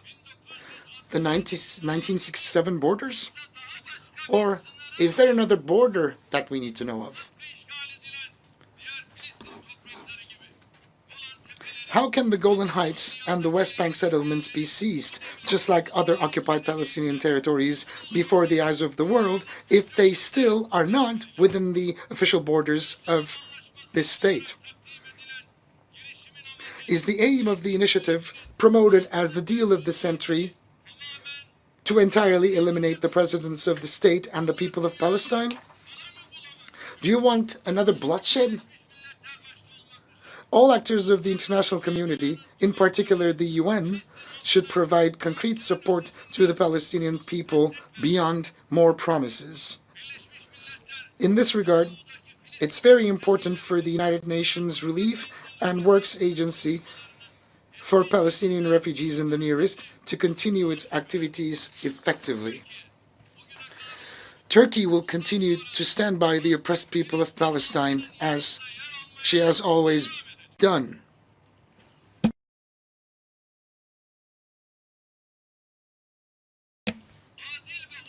It is also very important for a fair and a peaceful future that the South Caucasus ceases to be one of the areas of conflict and tension in the world. It is unacceptable that Nagorno-Karabakh and its surrounding areas, which are the Azerbaijani territories, are still occupied despite all of the resolutions adopted.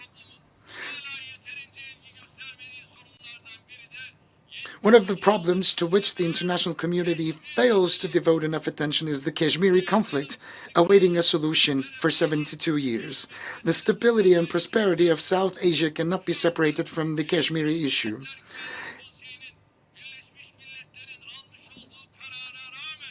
Despite the resolutions adopted by the United Nations Security Council, Kashmir is still besieged and 8 million people are still stuck in Kashmir. They cannot get out.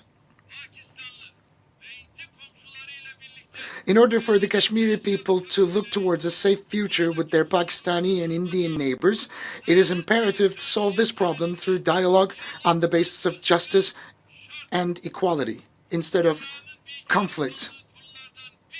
Another issue that the world seems to remain indifferent is the humanitarian tragedy Rohingya Muslims are currently facing.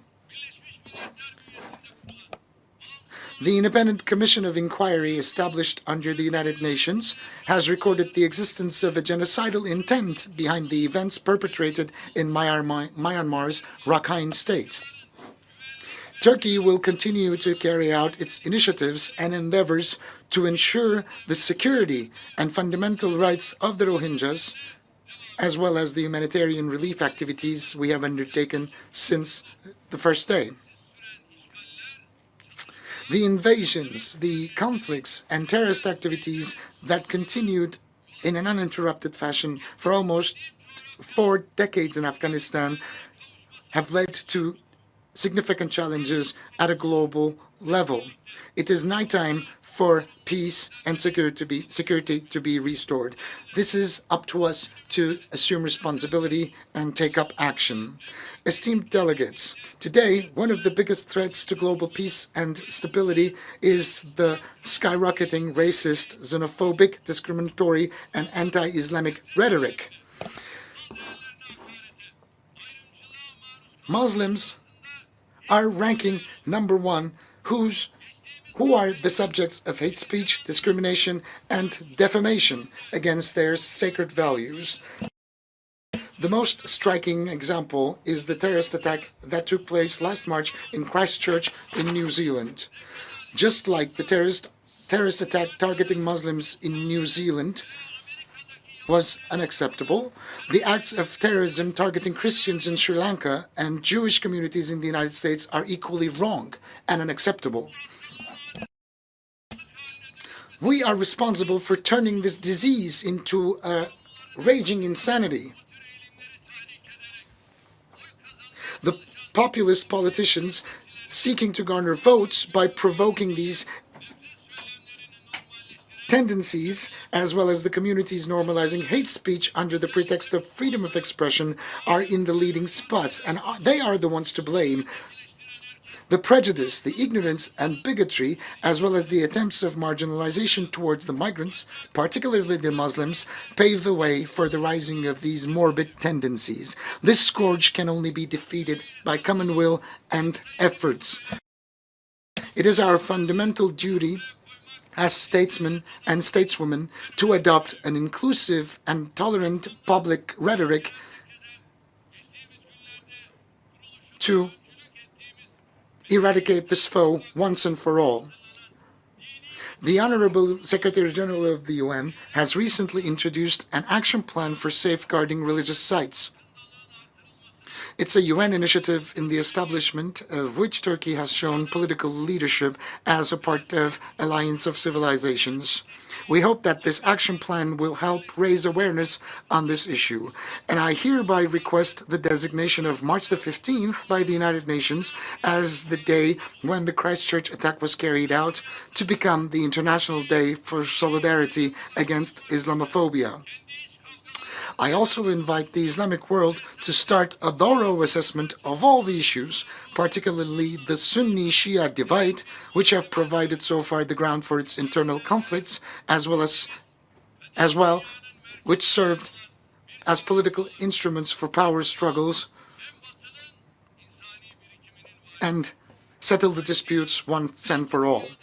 Turkey is a rightful successor to the collective heritage of both Eastern and Western civilizations due to our geographical location at the center of the ancient world. Therefore, we are obliged to take necessary steps forward and assume responsibility and rise up to the occasion. We continue to fulfill our responsibilities towards humanity as we are deeply affected, indirectly or directly, as a result of crises that besiege our region. A United Nations, and in particular a Security Council reformed on the basis of justice, moral values and conscience will provide hope and aspiration to humanity once again. Turkey stands ready to support all of the endeavors and initiatives in that regard. With this understanding, we are willing to assume the presidency of the 75th United Nations General Assembly. Therefore, we have nominated for this important post Ambassador Volkan Bozkır, former Minister of European Union and current Chairman of the Foreign Affairs Committee of the Grand National Assembly of Turkey. We have full confidence that Mr. Bozkır, a seasoned diplomat and politician, will shoulder this responsibility very successfully. I believe you will not spare your support to him. Istanbul, the biggest city in Turkey, currently hosts various UN regional agencies, and we would like to turn Istanbul into a bigger regional and a global hub for the United Nations. The United Nations Technology Bank for the least developed countries became operational in the vicinity of Istanbul last year. We also appreciate the positive and encouraging reactions we have received in return for our proposal to host a United Nations Youth Center in Istanbul, which I have announced last year from this very rostrum. The members to the UN Group of Friends of Mediation that we co-chair have reached 59. We have carried this UN initiative into the Organization for Security and Cooperation in Europe and the Organization of Islamic Cooperation. I believe that it is within our reach to find fair, equitable, and conscientious solutions to all of the global challenges that we face. And I would like to conclude my remarks with the following wishes: freedom for all, peace for all, prosperity for all, justice for all, a peaceful and a safe future for all. I wish the work of the 74th session of the UNGA to be successful. I greet you all with my most heartfelt emotions, with love and respect on behalf of my people. Thank you.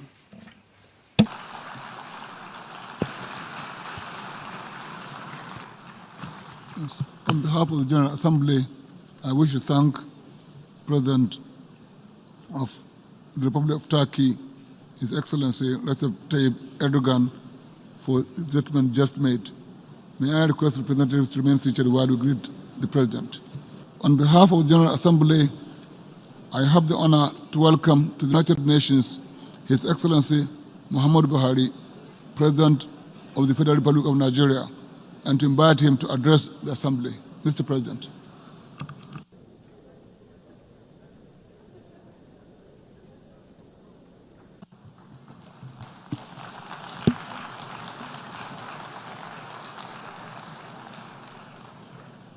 Mr. President, Heads of State and Government, Secretary General, distinguished delegates, ladies and gentlemen. Firstly, I wish to thank the General Assembly for the honor bestowed on the government and people of Nigeria by electing our national, His Excellency Tijani Muhammad Bande, to the presidency of the 74th session of this august body. This is indeed a great honor to our country. Nigerians are truly grateful and shall endeavor to live up to the expectations and the responsibilities thrust upon us. Ambassador Muhammad Bande is an experienced and seasoned diplomat, and I am confident that he will prove to the international community his suitability for this most demanding assignment. Let me also offer my sincere thanks to the outgoing President, Her Excellency Maria Fernanda Espinosa Carrez, for her skill, resourcefulness, and endless reservoir of patience in piloting the 73rd General Assembly. In the same vein, may I commend the Secretary General, His Excellency Antonio Guterres, for his tremendous energy, his genuine international outlook exhibited by his leadership of the United Nations.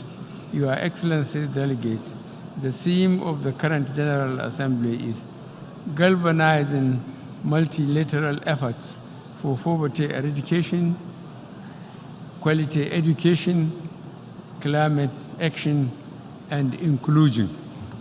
These are the prime areas calling for collective action which will benefit national and global interests. Today, the world is at a critical juncture. This year marks the first anniversary of the International Day of Multilateralism, and diplomacy for peace. This year also marks the 100 years of the founding of the League of Nations, leading eventually to the establishment of the United Nations as a part of the post-World War II international order. Article 1, Paragraph 4 of the United Nations Charter called for harmonizing the actions of nations in the attainment of common ends. These common ends include A, international peace and security, B, prosperity and social justice, C, respect for human dignity, and D, protection of environment. Multilateralism, symbolized by the United Nations system, has brought immense benefit to the people of the world. It has saved lives, prevented wars, restored peace and stability, as well as generated economic and social progress in many countries. Mr. President, Your Excellencies, we must admit that as the world grows richer, there are regrettable signals in the world economic and political order. Millions in Africa and around the world remain in abject poverty. Furthermore, we are witnessing a backlash against multilateralism in the shape of a rising tide of racism, xenophobia, resurgent nationalism, populism, and tendencies towards protectionism and unilateralism. The pristine principles of the United Nations appear threatened. On cessation of hostilities after World War II, the United States, in one of the greatest selfless undertakings in history, decided to revive Europe through the Marshall Plan and uplift and restore Japan economically. This generous policy catalyzed a great economic revival globally. This action of the United States not only benefited Europe and Japan, but the United States as well, through vastly improved trade and cross-investment. The United States and Europe have become friends and allies since the end of the war. The United States and Japan also become friends and allies. This example can be replicated with respect to Africa. A developed Africa will not be antagonistic to industrialized countries, but will become friends and partners in prosperity, security, and development. A prosperous Africa will mean greater prosperity for the rest of the world. A poor Africa will be a drag on the rest of the world. Is this what the international community wants? A coordinated multilateral effort should be set in motion to utilize and maximize the use of the enormous resources on the African continent for the benefit of all nations. Investing partners will be able to recoup their investment unifold over time. Current attempts to help develop Africa by industrial countries are uncoordinated and plainly incremental. We have the skills, the manpower, and the natural resources, but in many instances, we lack the capital. Hence my plea for industrial countries to take a long-term view of Africa. We request you to come and partner with us to develop the continent for the benefit of all. Africa charges you with the singular task of initiating the effort we are calling for. The United Nations has in place processes for promoting collective action to combat global threats. No threat is more potent than poverty and exclusion. They are the foul source from which common criminality, insurgency, cross-border crimes, human trafficking, and its terrible consequences draw their inspiration. Poverty in all its manifestations remain one of the greatest challenges facing our world. Its eradication is an indispensable requirement for achieving sustainable development. In this regard, Nigeria has developed a national social investment program, a pro-poor scheme that targets the poorest and most vulnerable households in the country. Under this initiative, easy access to financial services are facilitated to traders, artisans, market women, and cooperative societies. This type of initiative can help lessen and eventually eliminate mass poverty in Africa. At the core of our efforts to build an inclusive society, our programs are focused on youth and women empowerment. These programs aim at ensuring women and youth participation in governance, industry, climate action, and agriculture. On the international scene, Mr. President, the United Nations has new opportunities to take the lead on issues that continue to cloud the prospect for international peace, prosperity, namely the right of the Palestinian people to have their own country free of occupation. The international community has spoken from Resolution 242 of 1967 to the present day on the rights of Palestinian people to have and live in peace in their own land. The risks associated with nuclear proliferation and unfair, unjust trading practice notwithstanding the World Trade Organization rules and precepts, the looming danger of climate change. On climate change, Nigeria stands resolutely with the international community in observing agreed carbon emission targets, which I signed in 2015.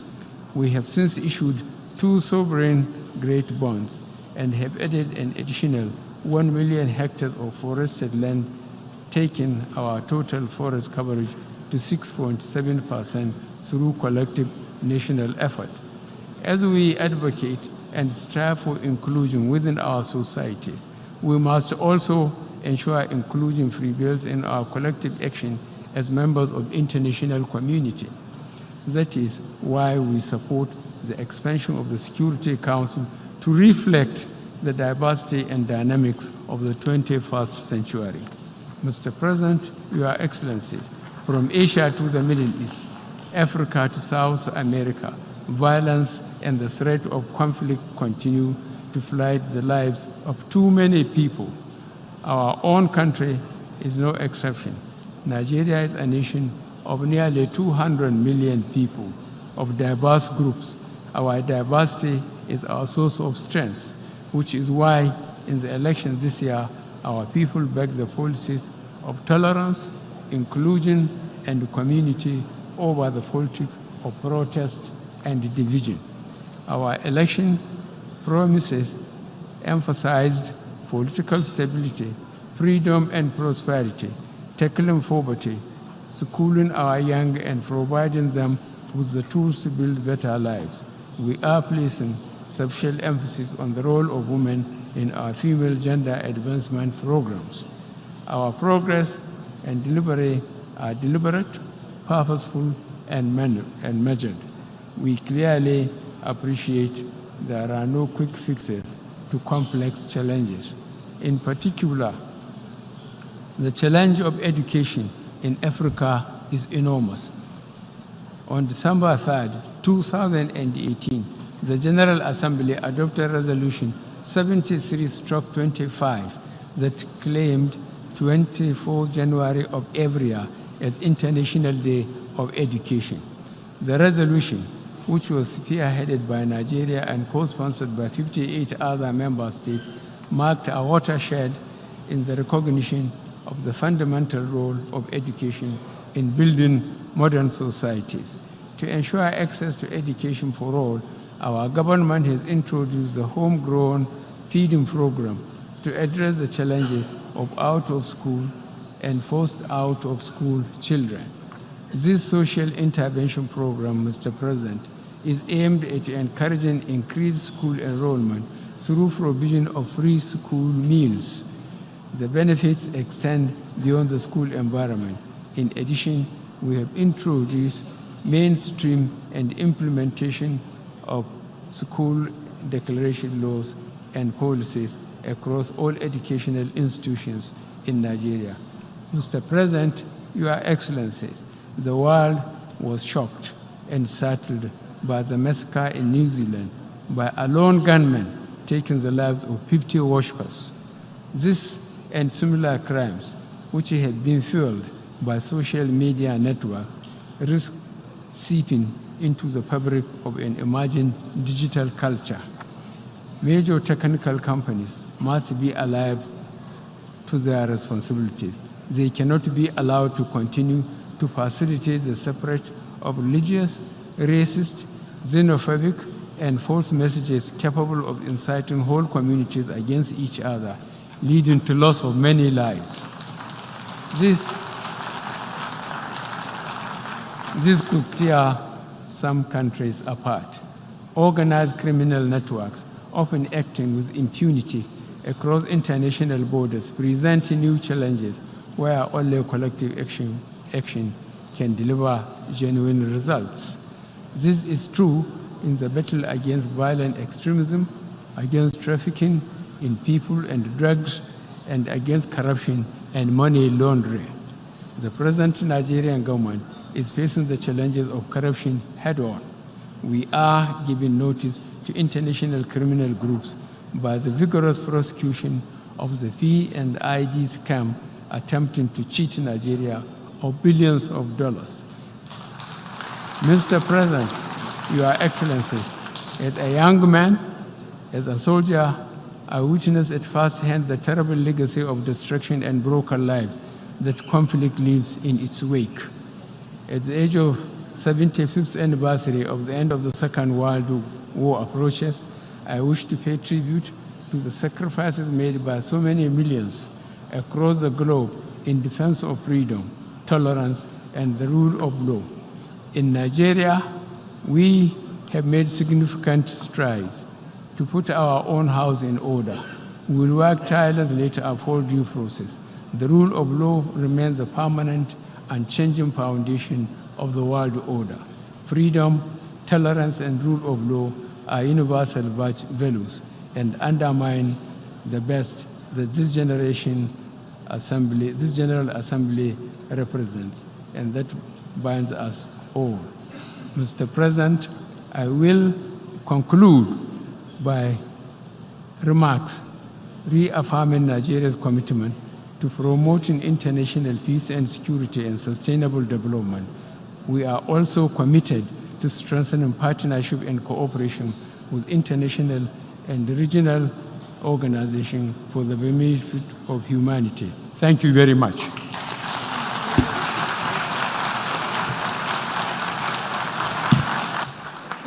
On behalf of the General Assembly, I wish to thank President Muhammadu Buhari, President of the Federal Republic of Nigeria, for the statement just made. May I request representatives to remain seated while we greet Mr. President.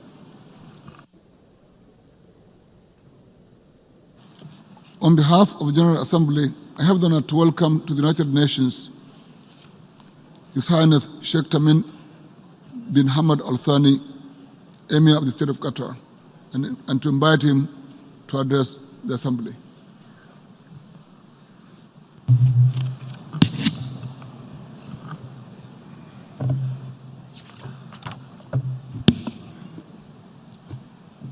Bismillah ar-Rahman ar-Rahim. In the name of God, the Merciful, the Compassionate, ladies and gentlemen. At the outset, it is my pleasure to congratulate His Excellency, Mr. Tijani Mohammed Bandi, on his assumption of the presidency of the 74th session of the General Assembly, and I wish him every success. I express our appreciation to Her Excellency Ms. Maria Fernanda Espinosa Garces for her efforts in leading the work of the 73rd session of the General Assembly. We also appreciate the efforts of His Excellency, the Secretary General, Mr. Antonio Guterres, to enhance the role of the United Nations and achieve its lofty goals. Ladies and gentlemen, the world faces enormous and diverse cross-border challenges between peoples and states. This requires multilateral action, especially to address threats to international peace and security, environmental issues, sustainable development, asylum, and immigration. Regarding international peace and security, nothing can replace the wisdom of leaderships, especially those of the major powers, who are capable of embracing the purposes of the United Nations Charter. We have no means at our disposal other than activating the mechanisms adopted by the international community for collective security, deterring international law violators, ensuring the respect for the sovereignty and security of states, prohibiting the occupation and annexation of the lands of others by force or changing their nature, and preventing armed conflict through the peaceful resolution of disputes. Mr. President, the strategic importance of the Gulf makes stability in that region a regional and international need. We stress our firm position to keep the region clear of risks by resolving differences through dialogue based on common interests and respect for the sovereignty of its states. Stirring up tension and dictating the will by blockading and using sanctions are not in the interest of any of these states. I have previously pointed out to the need of establishing a regional security system that preserves the security and stability of the Middle East in general and the Gulf region in particular. The overall events confirm the importance of this idea and the need to achieve it. The unjust, unlawful, and unjustified blockade imposed by some countries on the state of Qatar continues. The Gulf Cooperation Council was the second victim of the blockade. It was paralyzed and lost its role because of the blockade. When I stood before you here 2 years ago, 3 months after the imposition of the blockade, I was confident of the steadfastness of the Qatari people and their brothers residing in Qatar of surpassing the blockade's effects. I was even confident they would take advantage of the challenge imposed on us despite the cost we paid.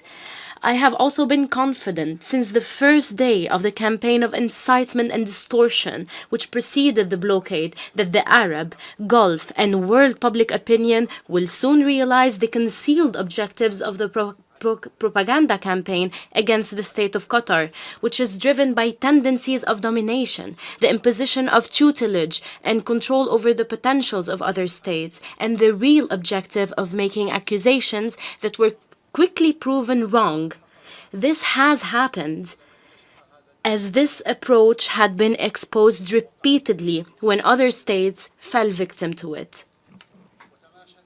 In line with our firm policy of respect for international law and the peaceful resolution of differences and disputes, we, who have sustained aggression, emphasize our position that unconditional dialogue based on mutual respect and the lifting of the unjust blockade is the only means to end this crisis. We renew our deep appreciation to the sincere efforts of His Highness Sheikh Sabah Al-Ahmad Al-Jaber Al-Sabah, the Emir of the Brotherly State of Kuwait, and the endeavors of the brotherly and friendly countries to resolve this crisis. Honorable audience, the continuation of the Israeli occupation of the Palestinian territories and the Arab territories in general, and the ensuing unlawful practices, and in particular the expansion of settlements, Judaization of the city of Jerusalem, the unjust and strangling blockade of Gaza Strip, the intensifying settlement activity in the occupied Syrian Golan Heights, and changing its nature, all these practices are happening in an overt defiance to the United Nations and its resolutions, to the extent that Israel has come to regard the airspace of the countries of the region as open to it. How long will the international legitimacy remain inept and unable to find anyone who would enforce its respect when it comes to Palestine? It has been proven that settlements based on the imposition of the logic of force will only result in their violation and denial by the logic of force of occupation as well. However, permanent peace is based on justice, which means guaranteeing the rights of the Palestinian people, whose homeland has been usurped, foremost of which the establishment of the Palestinian state on the borders of 1967 with East Jerusalem as its capital, and the end of Israeli occupation of all occupied Arab lands, including the Syrian Golan and the Lebanese territories. As Qatar will not stop supporting any effort in favor of realizing just peace, it will continue to provide political and humanitarian support to the brotherly Palestinian people. Mr. President, the tragedy of the Syrian people and the continuation of their suffering for the 8th year has become a major scandal and a disgrace on our humanity. What increases the danger of this human crisis is the absence of a clear vision for its solution, with the continuation of acts of killing, destruction, displacement, and the international neglect. We are all aware that the main responsibility for the failure to impose the political solution, which we all prefer for Syria, is basically due to the inability of the Security Council to protect civilians and make necessary decisions to stem the bloodshed and the continued intransigence of the Syrian regime and its rejection of all regional and international initiatives. Everyone listening to me now knows full well that when we refer to the Security Council, we mean its major powers.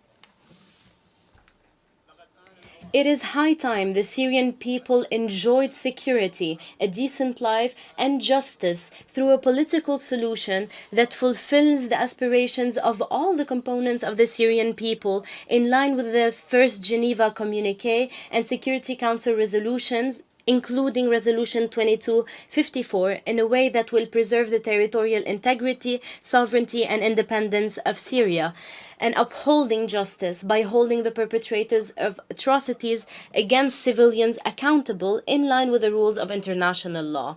The State of Qatar will continue to carry out its humanitarian obligation in providing political support and humanitarian aid to the brotherly Syrian people to alleviate their suffering.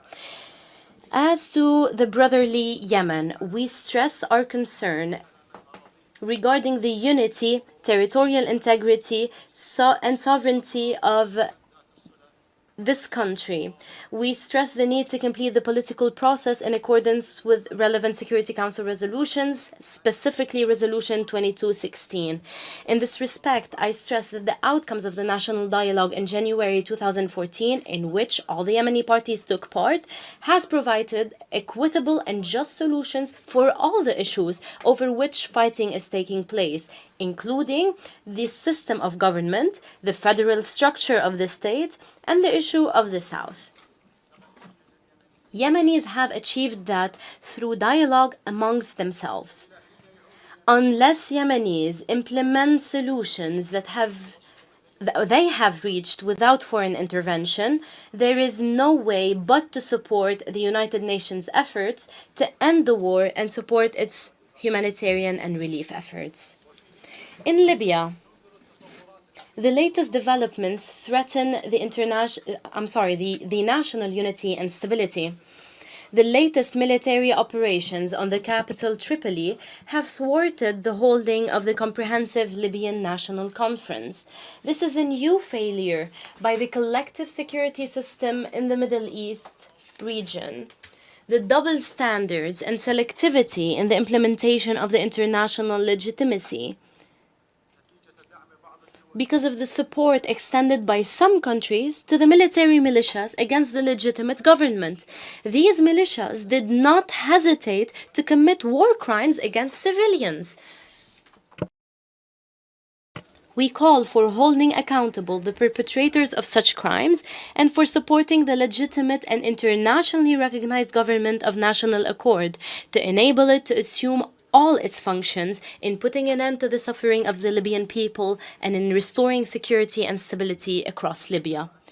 The Libyan people have paid a high price for the sake of their liberty, but have not reaped the fruit of their struggle and sacrifices. Even though they grew tired of this chaos, there is an international effort and an internationally recognized settlement. Why is it not being implemented? It is because certain countries do what they don't say and say what they don't do. They formally participate in international efforts on one hand, then undermine these efforts on another hand by supporting warlords and terrorist militias for their narrow interests.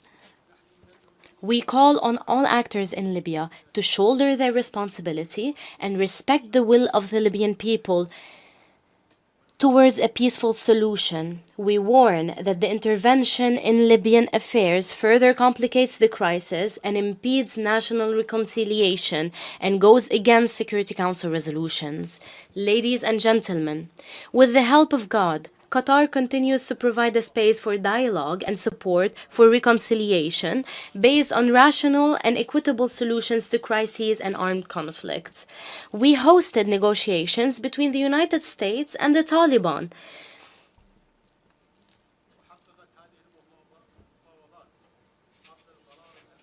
Before the United States decided to hold these negotiations, they had made significant progress between the two sides to achieve peace in Afghanistan. We call on the international community and effective regional states, in particular, to join these efforts to achieve peace and stability in that country.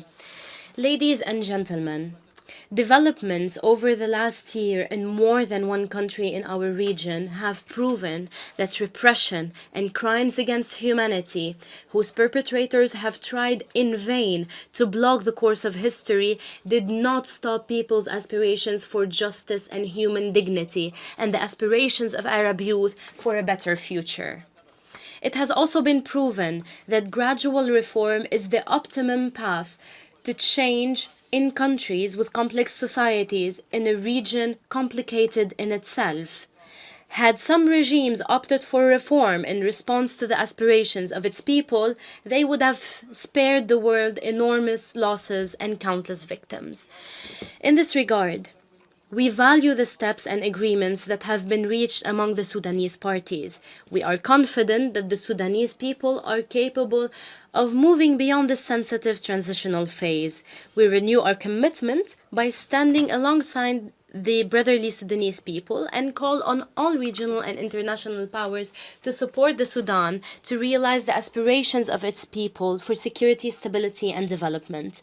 On this occasion, I call on the U.S. administration to remove Sudan from the list of states sponsoring terrorism. Ladies and gentlemen, the combination of terrorism and violent extremism has become a major threat to the entire world. The eradication of terrorism requires a comprehensive approach that includes tackling its political, economic, and social roots, along with the security and military action.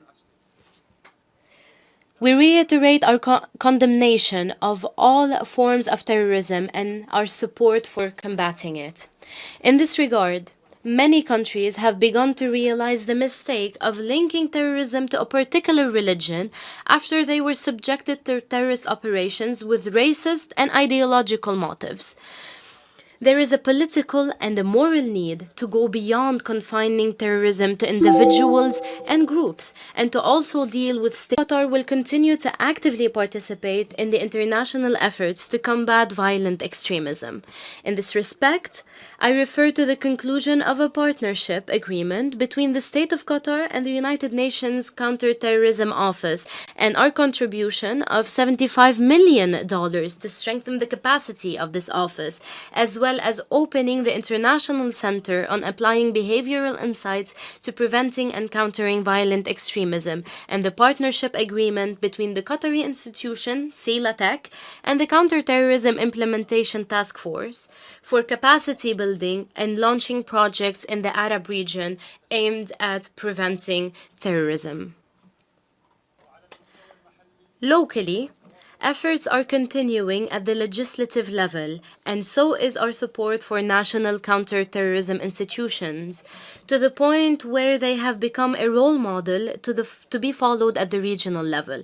Today, Qatar is playing an active role in implementing the counterterrorism mechanisms adopted by the international community. Ladies and gentlemen, although the use of communication technology is of utmost importance in our modern world in various security, economic, commercial, and other fields, the misuse of this technology is threatening the security of states and cordial relations among them. It is infringing on the private sphere of individuals and causing economic damage. As you may know, Qatar News Agency was subject to digital piracy and espionage. Mindful of the growing importance of this issue, I renew my last year's proposal when I called for an international conference to address ways to regulate this issue in international law. I stress the readiness of the State of Qatar to host this conference under the auspices of the United Nations and to make every possible effort with international partners to ensure its success. Mr. President, we are all aware that the climate change repercussions are a common concern to the international community. It poses an existential threat to some countries. It has a negative impact on the implementation of the 2030 Agenda for Sustainable Development and on the quality of human life. In spite of disparity among countries in terms of situations and circumstances, today, more than ever, we are in need of international cooperation and to ensure the credibility of multilateral international action to counter the challenges of climate change. The State of Qatar has assumed an active role in the international efforts on climate change in partnership with France, Jamaica, and the United Nations, and we led the coalition on funding climate activities and carbon pricing. Mr. President, the State of Qatar has pursued a consistent policy to protect and promote human rights on the basis of our Arab and Islamic principles and values which uphold human value. We honor our commitments in this respect at the national and international levels to defend individual and collective rights and ensure respect for human rights and dignity. Qatar has made significant achievements in terms of workers' rights and work conditions in coordination with the International Labour Organization. The success of the United Nations in countering common challenges depends on the implementation by member states of their commitments and responsibilities. In this regard, the State of Qatar has concluded partnerships with many UN organs, and Doha will soon host the United Nations House, which includes offices of various agencies of the international organization concerned with peace, development, human rights, the rule of law, humanitarian action, counterterrorism, and combating extremism to enable them to best perform their functions. The State of Qatar has recently announced its support for the core resources of the United Nations with the allocation of $500 million in addition to the support that we have already provided. Qatar has now become one of the biggest partners supporting the United Nations in various fields. In conclusion, I renew our commitment to multilateral international action, partnership, and cooperation for the interest of our peoples and the good of humanity. Thank you. May the peace and blessings of God be upon you. On behalf of the General Assembly, I wish to thank His Highness, the Emir of the State of Qatar, Sheikh Tamim bin Hamad Al Thani, for his statement just made. May I request representatives to remain seated while we greet His Highness. On behalf of the General Assembly, I have the honor to welcome to the United Nations Her Excellency Kolinda Grabar Kitarovic, President of the Republic of Croatia, and to invite her to address the Assembly. Madam President.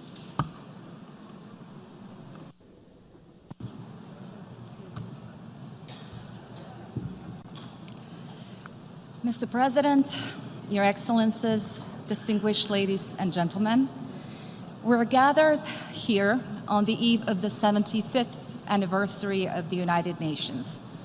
Gatherings and anniversaries are usually a time of reflection and introspection. One such global occasion is the United Nations General Assembly. Here, the world meets, reflects, exchanges ideas, and sets its goals for the future. It is a forum unique in our human history. I believe that we must use the coming months and the 75th birthday of our organization in the year 2020 not only to emphasize its accomplishments in global relevance in peace and security, development, climate action, human rights, or humanitarian assistance, but also to take a bold leap forward and reiterate our commitments. However, time is of the essence.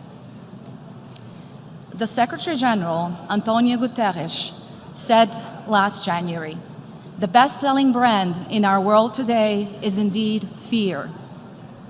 It gets ratings. It wins votes. It generates clicks. Indeed, fear is present and inhibits us from taking that step in the right direction. It is hampering our potential and our creativity." We, gathered here, should lead by example. It is upon us to fearlessly use the instruments that we have at our disposal to advance our own nations and our own planet, and to boldly think of new ones right now. It is upon us to address the greatest challenges of the globalized 21st century: climate change, sustainable development, migration, terrorism, weapons of mass destruction, and new technologies. So, how do we prevent unfavorable scenarios and harvest the benefits?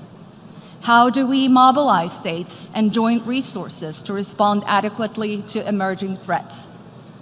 We all know the answer, which is at the same time fairly simple and ever more difficult: by joining forces. We cannot deny that multilateralism is facing challenges. Reasons might be numerous and complex. However, it still remains our best chance of achieving our common goals. By standing alone and isolated, one fails. But many of us together, united around common ideas and working in good faith, have the tools in our hands to succeed. Let us use the existing mechanisms, transform them for the better, and make them more effective. No doubt reforms are necessary. We also need to take a deep look at our organization, its strengths and weaknesses, and trace the path of decades to come. In that vein, I emphasize Croatia's full support to the UN reform agenda and the Secretary General's continued efforts in this regard. We have to revitalize the UN and double our own efforts to make this building a home to true global leadership and platform for the promotion and development of the rules-based international order. The goals before us: poverty eradication, quality education, inclusion, and climate action, cannot be achieved without individual, national efforts coupled with our common dedication and action. For its part, Croatia is doing its best to fulfill the goals that we have set for ourselves. First, we're combating poverty and social exclusion and reducing social inequality. Secondly, for us, quality education is key to long-term social stability and economic progress. Thirdly, as regards inclusion, the ultimate values of our constitutional order are freedom, parity, gender equality, and respect for human rights. And finally, Croatia is dedicated to fighting climate change by implementing innovative solutions that will transform our economy and our society. Croatia remains committed to the efficient fulfillment of its obligations under the Paris Agreement. Just as EU accession provided us with a blueprint for the transformation of governance, economy, and society, so does Croatia see the Sustainable Development Goals as a matrix for our future and an obligation to our citizens and the international community. We need to reinvigorate the political momentum and our starting enthusiasm for the Agenda 2030. For us, the 17 Sustainable Development Goals are guidelines for our own development and a framework for securing a better and a more sustainable future, both locally and globally. Together with other EU member states, Croatia strives to become a leader in sustainable development. Our focus is and will be on Green Croatia and the balanced regional development and territorial cohesion of all our geographic areas, including the sustainable development of our more than 1,000 Adriatic islands. I have given more than one speech in this very podium. Together with you, I have raised many issues that trouble our nations and the world. Today, I want to focus on the environment, in particular on our seas and oceans. They are the essence and foundation of all life on Earth. Without them, we would not be here. Croatia is both a Central European and a Mediterranean country with great biodiversity. The number of known species in Croatia is around 40,000, including significant populations of many species that are threatened in Europe and in the world today. Besides our talented people, biodiversity is our greatest treasure. In that vein, Croatia pays particular attention to the environmental protection of the Adriatic Sea. We're focused on the preservation and facilitation of the marine and coastal environmental recovery, the protection of biodiversity, and the sustainable use of the sea and the coastal areas. Croatia's national ecological network covers 37% of our entire land area and 15% of our marine area. However, climate change and pollution threaten our natural resources, our delicate ecosystems, and our Adriatic Sea. We cannot neglect further the severe implications on our nature and the significant economic losses that we're facing in the future. Marine litter is a problem of increasing concern. It threatens marine life in the world's oceans and in the Adriatic Sea, having already impacted more than 700 marine species. Croatian coastal areas, one of the world's cleanest and most wondrous, are at times severely affected by poorly managed waste from our southern neighboring countries. The plastic pollution in our seas and oceans is one of the greatest threats that humanity is facing today. Without the preservation of our waters and our marine life, there will be nothing to leave to future generations. Each year, around 8 million tons of plastic end up in our oceans and our seas. Plastics are found throughout the marine environment, from the surface of the water down to the seafloor. We know that pollution has an annual financial negative impact measured in billions of dollars. These are only immediate costs of the plastic's impact on marine life, tourism, fisheries, and businesses. However, plastic pollution carries toxic pollutants into our own food chain. A recent study has revealed that in general, and on average, people could be ingesting approximately 5 grams of plastic every week, which is the equivalent weight of a credit card. What we throw into the sea today, we reap in our food tomorrow.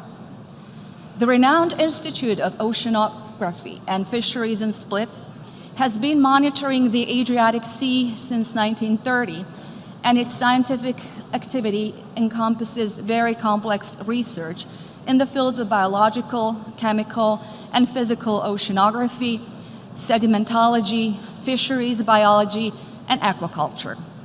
Over 100 scientists and experts are diligently working on the preservation of the sea as one of our greatest assets. One of their main projects involves the cooperation with fishermen. Plastics and litter from the seafloor found in their fishing nets is collected and disposed of. A number of fishing ships are involved in the project and have so far collected over 50 tons of waste.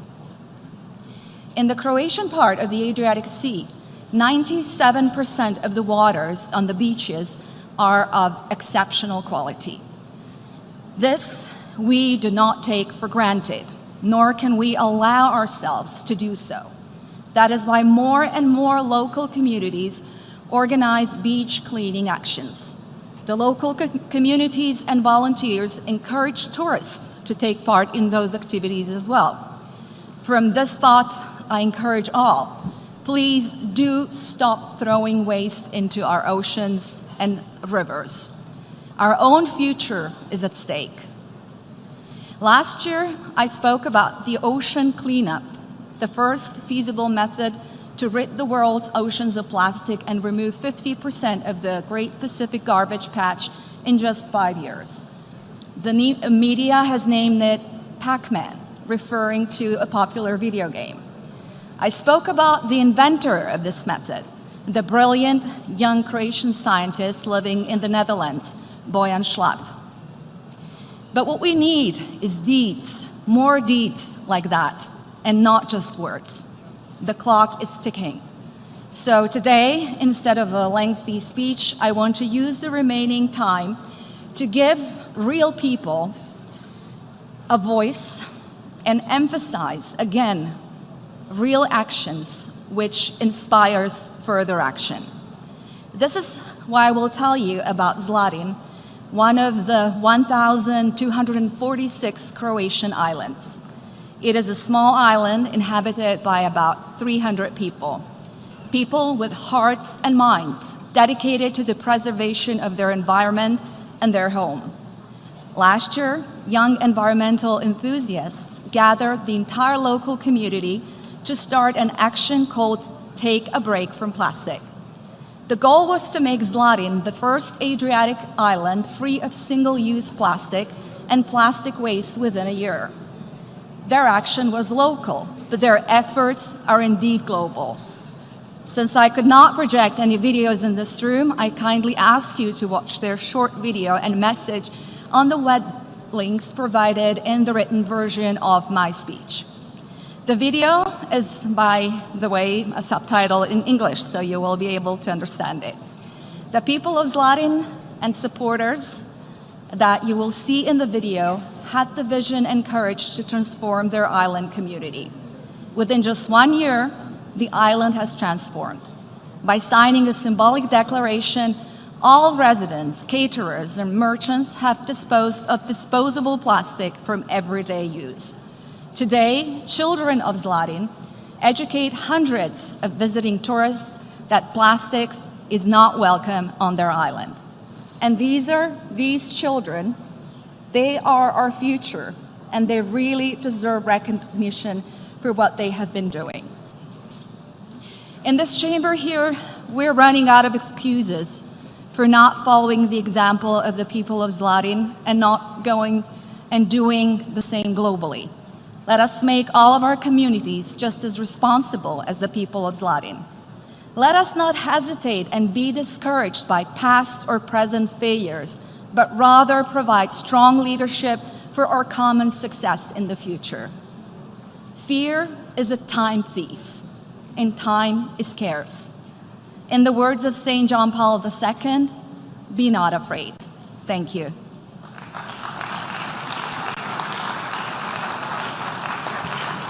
On behalf of the General Assembly, I wish to thank Her Excellency, the President of the Republic of Croatia, for the statement just made. May I request representatives to remain seated while we greet the head of state.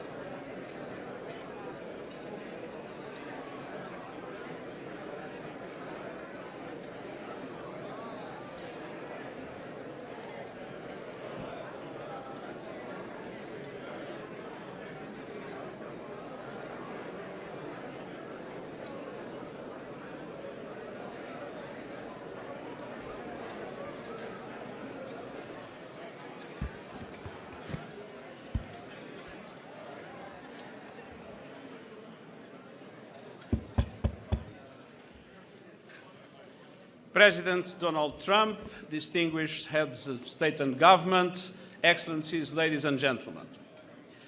It is wonderful to be again together in New York.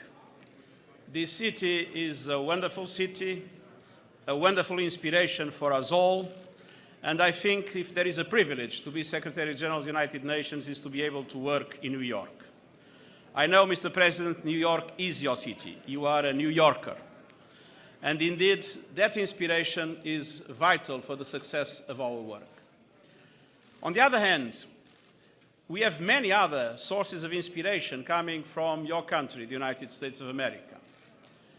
The Charter of the United Nations starts with the sentence, "We the peoples." That's exactly the sentence with which your Constitution starts. And on the other hand, if we are going to celebrate tomorrow, next year, the 75th anniversary of the UN, I would like to remind us all that we are celebrating this year the 50th anniversary of the moon landing. I'm sure one of the most remarkable achievements of humankind in the world. Now, after the moon landing, immediately after, the astronauts came to the United Nations. And the crowd was so big that they had to go to the North Lounge. And there, Neil Armstrong, that was a man that wouldn't speak very much, but usually very wise in what he would say, said the following sentence that I dare to read to all of you. And I'm quoting, "I can tell that you share with us the hope that we, citizens of the Earth, who can solve the problems of living Earth, can also solve the problems of living on it."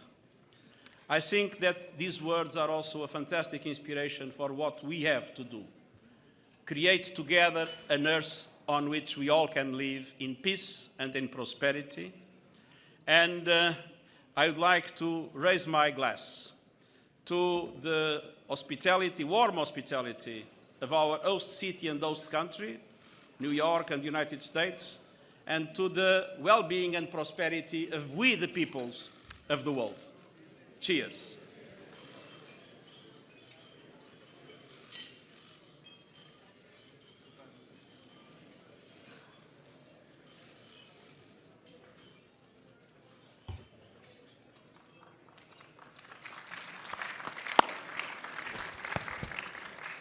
Well, Mr. Secretary General, you've become my friend, and we have had a lot of time together, hours and hours, talking about world problems, world events, and a lot of progress has been made. You know, I've long said that I think the United Nations is an institution with more potential than virtually any institution I can think of.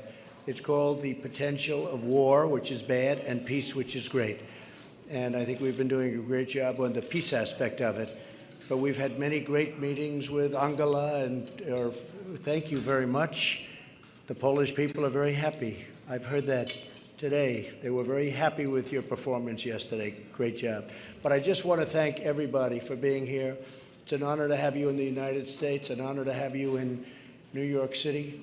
And the United Nations is very, very special. And most importantly, I want to congratulate you on the incredible job you're doing. Thank you very much, Mr. Secretary General. Thank you. Thank you, everybody. Thank you.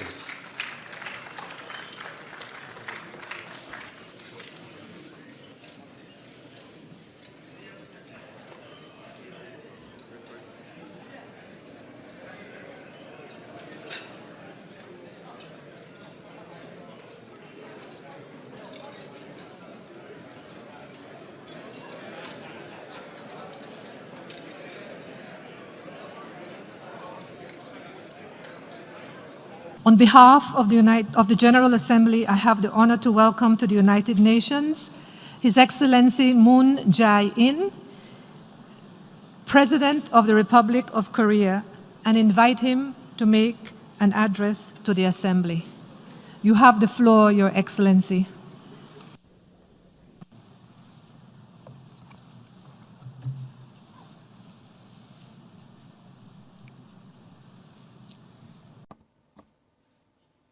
Thanks to the dedication of the United Nations and all the member states, many of the world's problems have been solved, and your efforts toward peace are coming to fruition. I would like to convey my deepest respect and appreciation. Let me offer my congratulations to Ambassador Tazani Mohammad Bande on assuming the presidency of General Assembly. I am confident that under his outstanding leadership, the UNGA will become a catalyst for promoting multilateral cooperation. The UN and the Korean Peninsula share the same goal of sustaining peace. I would like to pay tribute to the endeavors of Secretary General Guterres to sustain peace through a virtuous cycle of peace and development. Distinguished President, Secretary General, and representatives from member states, the commitment of the UN to the peace of all people and SDGs will certainly bear fruit. The world is joining forces to help each other in disaster and emergency relief operation as well as in peacekeeping efforts. The UN must continue to play a central role in fostering cooperation within the international community. The Republic of Korea is a country that has benefited immensely from the UN. It was liberated from colonial rule in the year of UN inception. It was able to overcome the scourge of war with the assistance of the UN and the international community. Carrying a sense of responsibility commensurate with the progress it has made, Korea is now working together with the international community to bring about peace and prosperity in East Asia and the whole world. The Olympic Truce Resolution adopted in November 2017 by the UN gave a big help to us once more. In accordance with the resolution, the joint military exercise between Republic of Korea and the U.S. planned for the spring of 2018 was suspended, thus creating an environment for the North Korean Olympic delegation to come to Pyeongchang.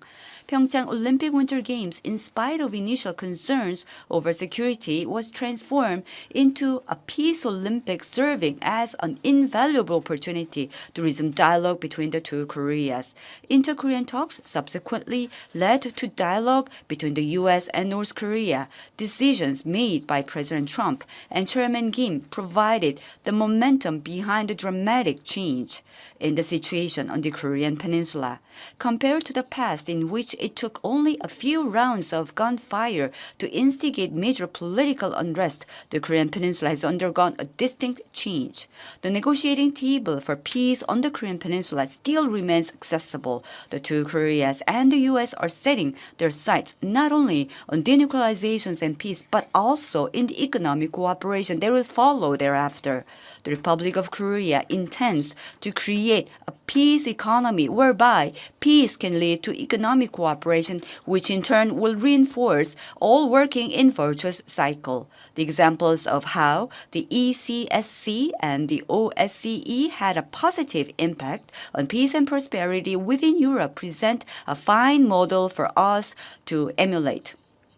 Peace on the Korean Peninsula remains an ongoing challenge, and peace on the peninsula and in the whole world are inextricably linked to each other. We will continue dialogue with North Korea and will find and make a way toward complete denuclearizations and permanent peace while maintaining cooperation with UN member states, distinguished President, Secretary General, and representative from member states. Peace can only be created through dialogue. Peace can be considered as genuine when underpinned by agreements and law, and only peace that has been accomplished on the basis of trust will last. Over the past year and a half, dialogue and negotiations have produced significant results on the Korean Peninsula. Panmunjom, which used to be a symbol of division, has now become a demilitarized area where not even single pistol exists.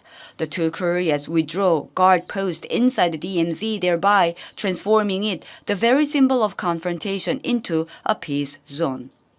In the past, unceasing breaches of the armistice agreement had raised military tensions and at times escalated the threat of war, but not a single confrontation has occurred since the Inter-Korean Comprehensive Military Agreement was signed on September 19th last year. What I would like to inform you about in particular is the fact that a total of 177 sets of remains have been recovered so far from Arrowhead region, site of the fiercest battle waged between South Korea and UN troops against those of North Korea and China on the other. Beside the remains of South Korean soldiers, those presumed to be soldiers from the US, China, France, and the British Commonwealth have also been retrieved. 66 years after the war, 3 sets of South Korean soldiers' remains with confirmed identities have been returned to their families. This is truly rewarding achievements made possible by the efforts to build peace. These efforts have also made it possible for President Trump to become the first sitting American president to cross the military demarcation line and set foot on North Korean soil. The easing military tensions and solid trust among the leaders of both Koreas and the U.S. set the stage for a momentous trilateral meeting at Panmunjom. President Trump's action in taking Chairman Kim's hand and stepping over the military demarcation was in itself a declaration of the true beginning of a new era of peace. It was a remarkable step that will go down in the history of peace on the Korean Peninsula and in Northeast Asia. I hope both leaders will take yet another huge step from there. The principles that I firmly held on to in the course of resolving issues related to Korean Peninsula remain unchanged. The first principle is zero tolerance for war. Korea is still in a state of armistice. The war has yet to come to an end. The tragedy of war should never be repeated on the Korean Peninsula. To this end, we must put an end to the longest-running armistice in human history and achieve a complete end to the war. The second principle is a mutual security guarantee. South Korea will guarantee the security of North Korea. I hope North Korea will do the same for South Korea. When the security of both sides is assured, it will be possible to accelerate denuclearizations and the establishment of peace regime on the Korean Peninsula. At the very least, all hostile acts must be put on hold while the dialogue is ongoing. I hope the international community will also work together to alleviate the security concerns on the Korean Peninsula. The third principle is co-prosperity. Peace does not simply mean the absence of conflict. Genuine peace is all about enhancing mutual inclusiveness and interdependence while working together for co-prosperity. A peace economy in which the two Koreas take part will solidify peace on the peninsula and at the same time contribute to the economic development in East Asia and the whole world. Today, based on these 3 principles, which are in complete accord with the values upheld by the UN, I'd like to propose to the UN and all the member states the idea of transforming the DMZ that cuts across the midriff of the Korean Peninsula into an international peace zone.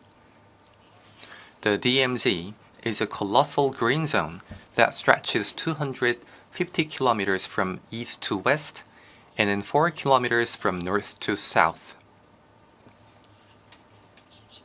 Its borders define a tragedy spawned by 70 years of military confrontation, but paradoxically, it has become a pristine ecological treasure trove. It has also become a symbolic space steeped in history, which embraces both the tragedy of division, as embodied by the Joint Security Area, guard posts and barbed wire fences, as well as the yearning for peace. The DMZ is the common heritage of humankind, and its value must be shared with the whole world. Once peace is established between the two Koreas, I will work together with North Korea to inscribe the DMZ as a UNESCO World Heritage Site. If we designate the area connecting Panmunjom and Kaesong in North Korea as a peace and cooperation district and transform it into a zone where both Koreas and the international community can jointly explore the path to prosperity on the Korean Peninsula. And if the DMZ comes to house UN offices already stationed in the two Koreas and other international organizations related to peace, ecology, and culture, and emerge as a center for research on peace, peacekeeping, arms control, and trust building, it can become an international peace zone in name as well as substance.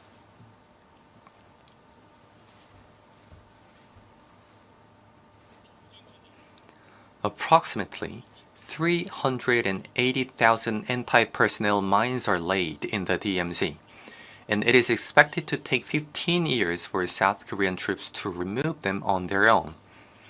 However, cooperation with the international community, including the UN Mine Action Service, will not only guarantee the transparency and stability of demining operations, but also instantly turn the DMZ into an area of international cooperation. If North Korea makes sincere efforts to implement denuclearization, the international community should also reciprocate. The establishment of an international peace zone will provide an institutional and realistic guarantee to North Korea's security. At the same time, South Korea will also be able to gain permanent peace. Chairman Kim Jong-un and I agreed on the peaceful use of the DMZ, and on-site inspections on the current state of North Korea's railroads were conducted after the two Koreas embarked on the reconnection of the severed railroads and roads. In addition, the groundbreaking ceremony for their reconnection and modernization has already taken place. All of these efforts constitute a process that will help solidify the foundation for peace on the Korean Peninsula and also contribute to peace and stability in Northeast Asia. When the DMZ that cuts across the midriff of the Korean Peninsula is turned into a peace zone, the peninsula will evolve into a bridging nation that connects the continent and the ocean and facilitates peace and prosperity. The vision of an East Asian railroad community in which 6 Northeastern countries and the U.S. take part could also become reality. Distinguished President, Secretary General, and representatives from countries around the world. In the aftermath of the Second World War, East Asia has made historically unprecedented progress through close mutual exchanges, division of labor, and economic cooperation by overcoming the pain of invasion and colonial rule. The free trade order, marked by fair competition, has served as its very foundation. We will be able to make further progress when we cooperate while safeguarding the values of free and fair trade upon the foundation of an earnest self-reflection on past history. The Republic of Korea intends to expand a people-centered community of mutual prosperity throughout the Korean Peninsula, East Asia, and the whole world by working in partnership with our neighbors. The ASEAN Republic of Korea Commemorative Summit and the Mekong Korea Summit to be held in Busan, Korea in November will serve as an opportunity to lay the foundation. The SDGs of the UN and the Paris Agreement on Climate Change are major tasks that we must achieve through multilateral cooperation. After formulating our own mechanism for the implementation of SDGs, we are channeling considerable efforts into their implementation as we had pledged to the international community. We enacted related laws such as the Sustainable Development Act, the Framework Act on Low Carbon Green Growth, and the Framework Act on International Development Cooperation, and established the Presidential Commission on Sustainable Development to ensure institutional implementation. Korea has dispatched 17,000 military personnel for UN peacekeeping operations to date, and has stood together with people around the world who suffer from diseases and natural disasters. Korea supports the Action for Peacekeeping initiative and the Declaration of Shared Commitments led by Secretary General Antonio Guterres, and we will assist the virtuous cycle of peace and development by increasing the volume of our official development assistance. In particular, Korea will actively participate in the implementation of the UN Security Council Resolution 1325 on women, peace, and security, which will mark its 20th anniversary next year, and the LC initiative for women in peace operations that had been adopted in Vancouver 2017. Will also host the next peacekeeping ministerial in Korea in 2021.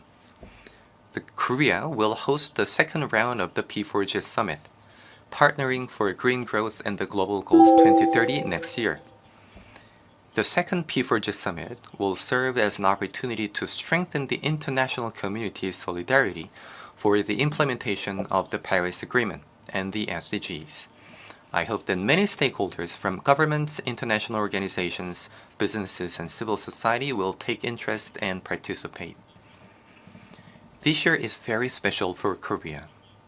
100 years ago, the Korean people launched the March 1st independence movement against Japan's colonial rule and established the provisional government of the Republic of Korea.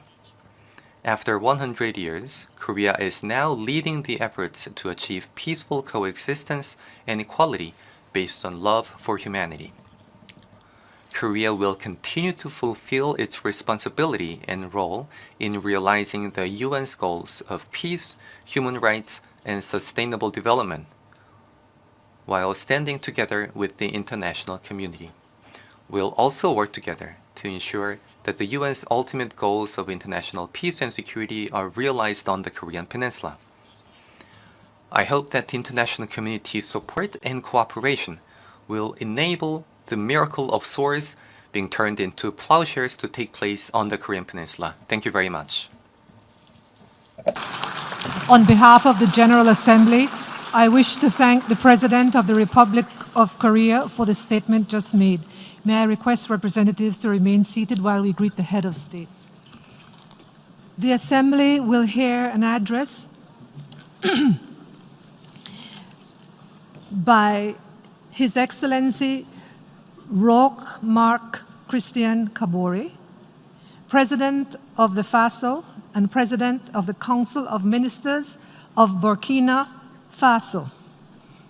I request protocol to escort His Excellency.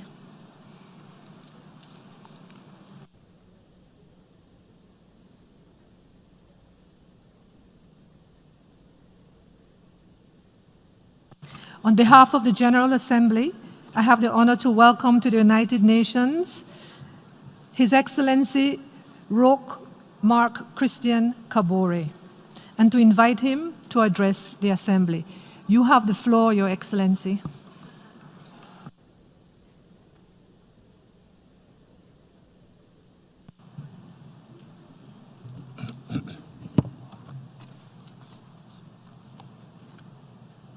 Monsieur le Président, Mr. President, Mr. Secretary General of the United Nations, ladies and gentlemen, heads of delegations, distinguished delegates, ladies and gentlemen.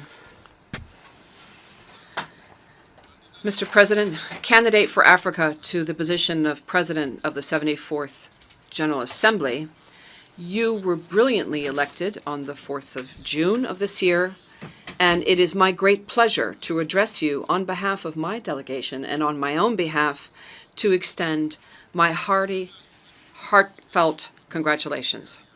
You have assumed this function in both in service of your country, Nigeria, and you have a perfect knowledge of the United Nations, and we wish you every success on behalf of Burkina Faso.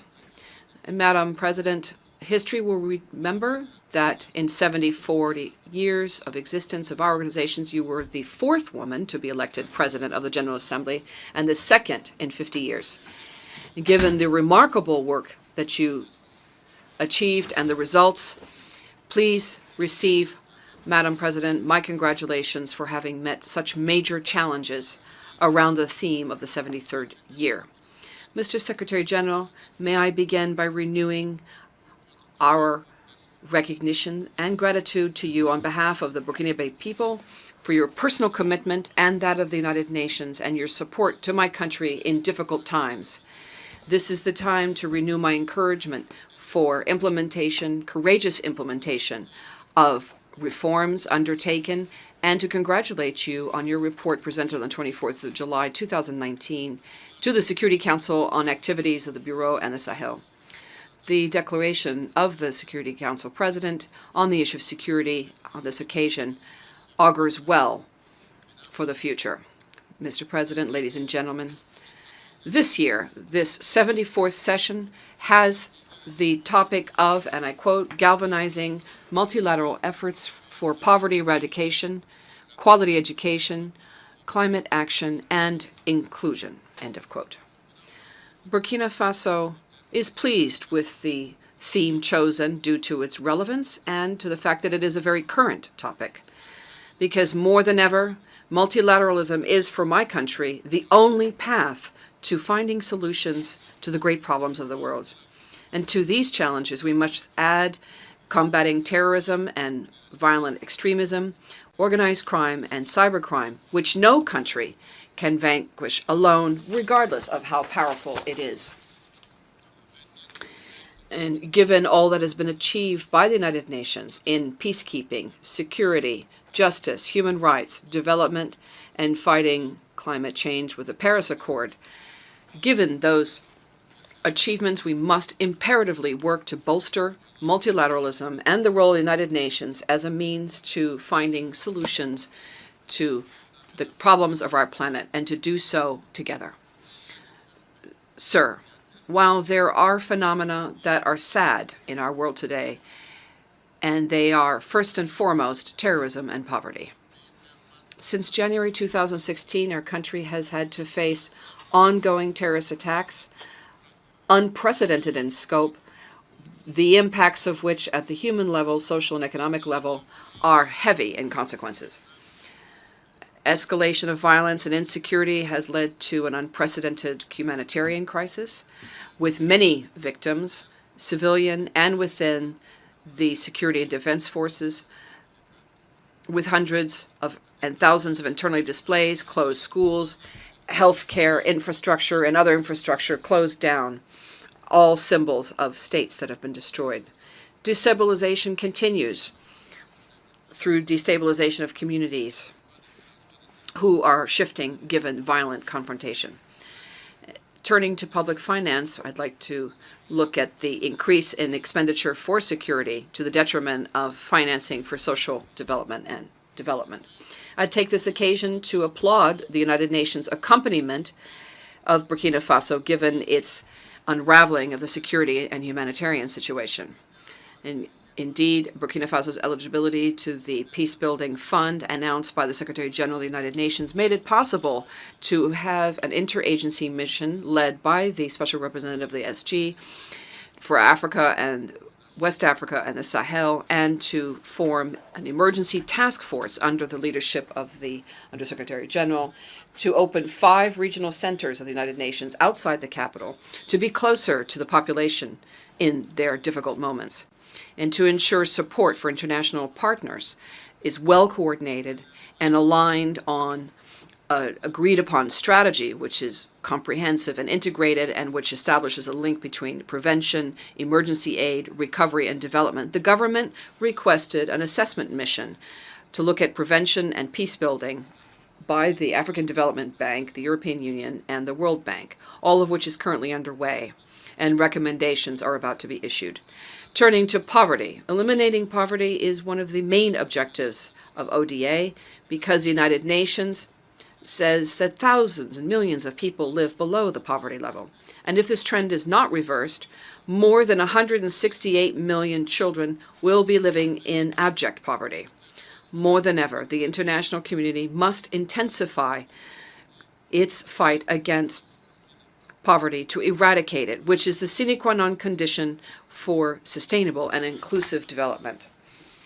And this struggle will have an impact only if we effectively ensure coordination of multiform action in the context of the 3rd United Nations Decade for the Elimination of Poverty, to wit 2018-2027, and Agenda 2030.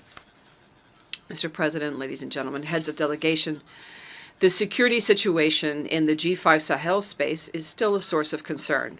Above and beyond Burkina Faso, and in my capacity as the chair of the G5 Sahel, I'd like to recall here to the international community how important it is to sustain the G5 Sahel countries in their determined fight against terrorism and in order to promote development. Indeed, the actions of terrorist arms groups are spreading geographically, both within our countries and outside the G5 Sahel space. And this is clear evidence that it is important to take initiatives and measures urgently. In this regard, the Accra Initiative and the ECOWAS Summit, which was held on 14 September last to look at the issue of security in West Africa, are commendable. These initiatives indicate that the struggle against terrorism needs to be at the regional level.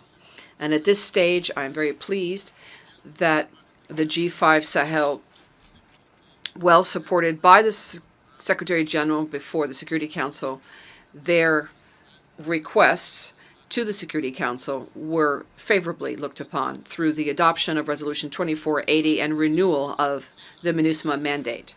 Through this resolution, MINUSMA will bring support to all battalions operating in the joint force of the G5 Sahel and in that theater, with the condition that they be working with other partners who would assume responsibility for and provide assistance to operation zones above and beyond the Malian territory.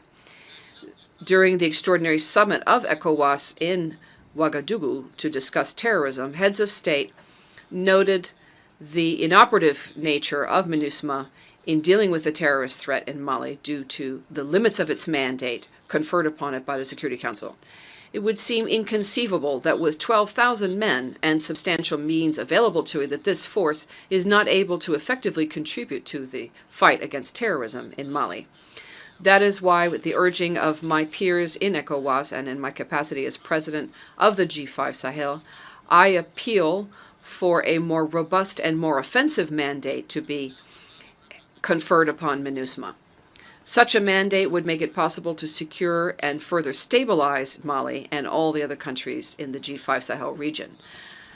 Also, we call upon the Security Council to grant a mandate under Chapter 7 of the United Nations Charter to the joint forces of the G5 Sahel in order to ensure that it has ongoing resources. With Germany and France, we proposed during the Biarritz summit of the G7 countries the establishment of an international partnership to promote stability and security in the Sahel, which would include fighting terrorism and action to promote development. Here, I'd like to call upon all partners to adhere to this without reservation, because peace and stability in the Sahel are also peace and stability for Africa and for the rest of the world. Mr. President, I'd like to take this opportunity to reiterate the acknowledgement of the peoples and governments of my country and those of the G5 Sahel countries to the entire United Nations system and all of our partners for their support and accompaniment of which we have benefited since the beginning of the security and humanitarian crises. And I renew my appeal to bilateral and international solidarity in order to provide the G5 Sahel joint forces with the equipment and financial resources necessary to proper functioning in order to favor our national development programs and regional development programs through priority investment programs. The two pillars are security and development, and they are necessary to ensure stability of the region. Along these same lines, the G5 Sahel country adopted on the 13th of September the Exert Power. This is geared to exploiting solar energy to provide energy to some 60 million people between now and 2030, create jobs, provide access to water, education, agriculture, and health care. Mr. President, ladies and gentlemen, heads of delegation, despite the difficult situation in my country, my government is continuing implementation of its program in order to meet the basic needs of our people, to strengthen democracy, and to consolidate the rule of law. Indeed, consolidating economic recovery, fighting unemployment, empowerment of young people and women, and initiatives to promote vulnerable people and good governance are all at the heart of our action.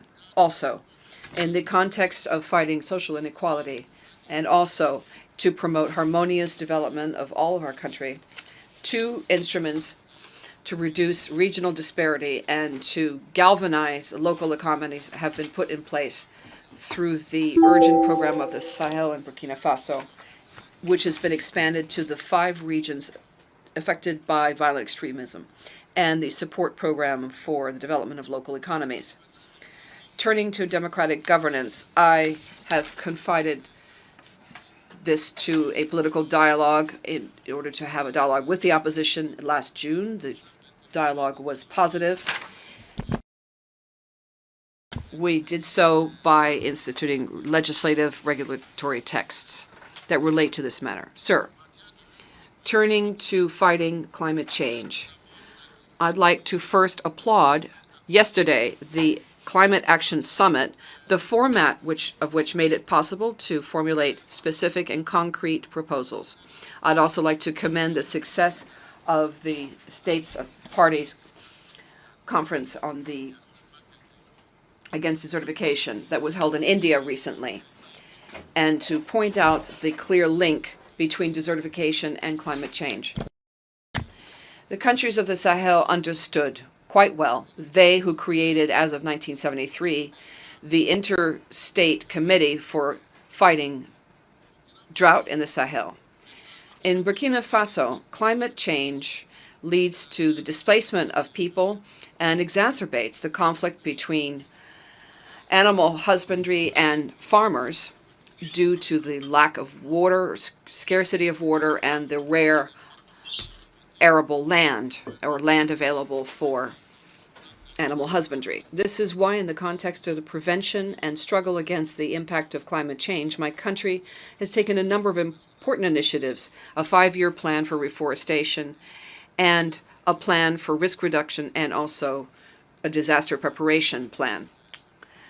Mr. President, ladies and gentlemen, heads of delegation, despite the difficult security context, Burkina Faso continues to assume its international obligations by providing support to the United Nations to help other brother and sister nations to find peace.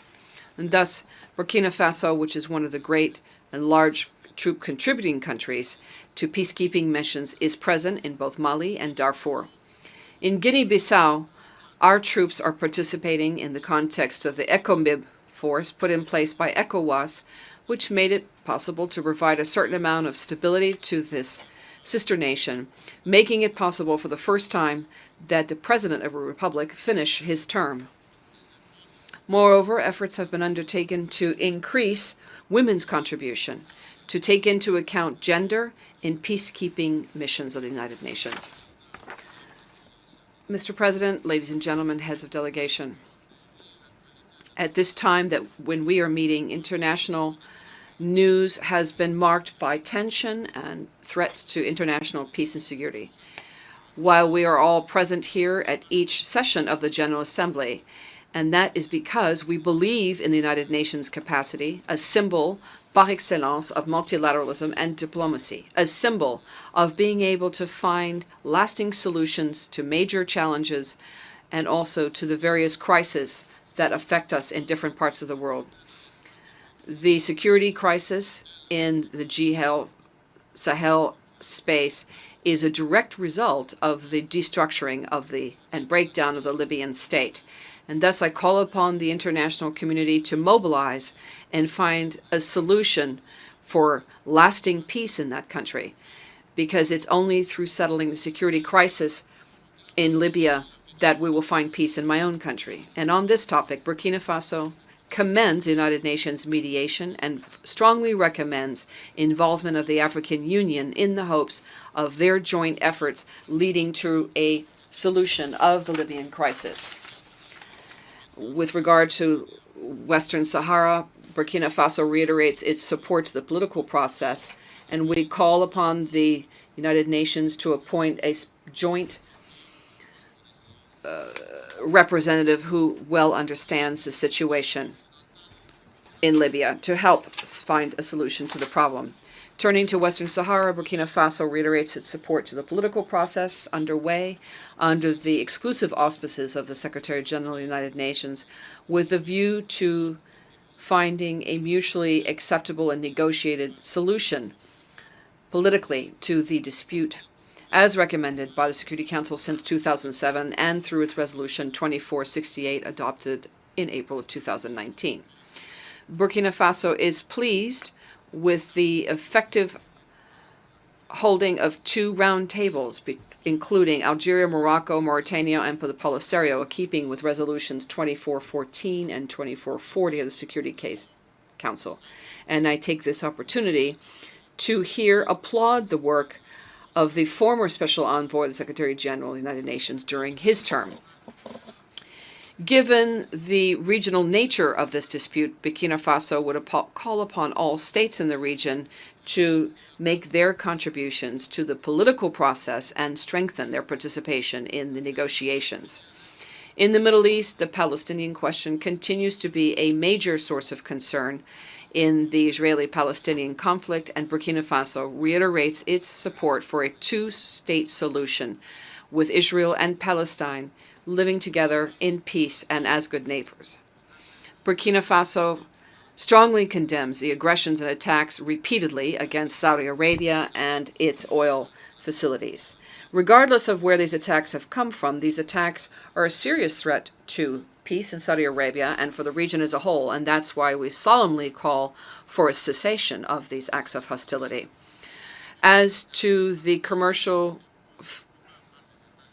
financial, and trade embargo imposed on Cuba by the United States, Burkina Faso believes it is time to lift it, given the harm it is doing to the Cuban people and has done for some years now. Mr. President, distinguished delegate, international peace and security are threatened by the possibility of an arms escalation. This is why Burkina Faso supports all multilateral initiatives and actions geared to disarmament both of weapons of mass destruction and disarmament of conventional weapons. Moreover, even today more than yesterday, there is clear evidence that proliferation of light arms and small weapons is a threat to international peace and security in various regions of the world, but especially in West Africa and the Sahel, and it is a weight on our ability to achieve the Sustainable Development Goals.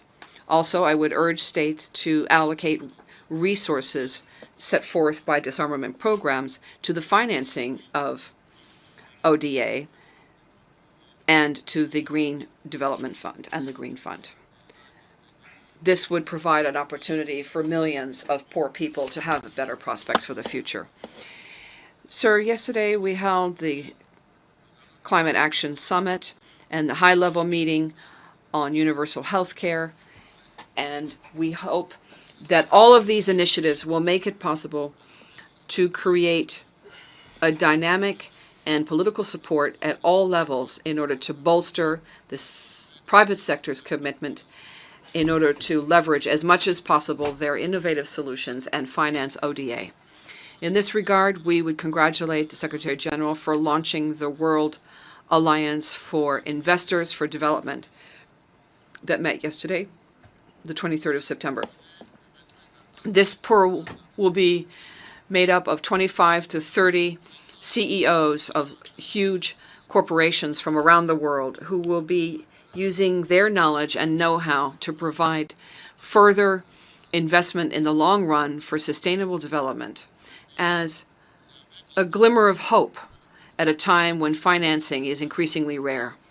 Like all countries, it's with the specific attention of Burkina Faso following negotiations between governments on the reform of the Security Council Also, we are looking at the negotiations and following carefully all issues relating to revitalizing the General Assembly, partnership, and regional organizations and sub-regional organizations.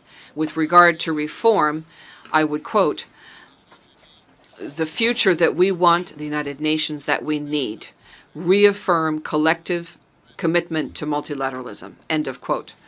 Burkina Faso is of the hope that finally, after negotiations that have been underway for 20 years, these negotiations will lead to all of our wishes being fulfilled. That is, a Security Council which is more representative of the 193 member states of the United Nations in the two categories of members with all the privileges and obligations conferred upon them.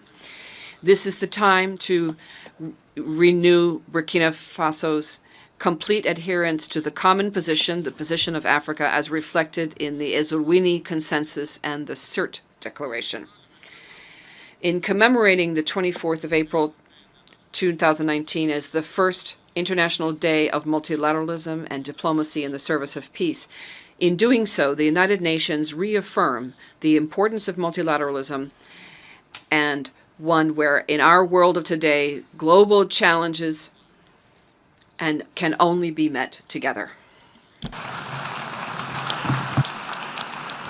On behalf of the General Assembly, I wish to thank the President of the FASO and President of the Council of Ministers of Burkina Faso for the statement just made. May I request representatives to remain seated while we greet the head of state.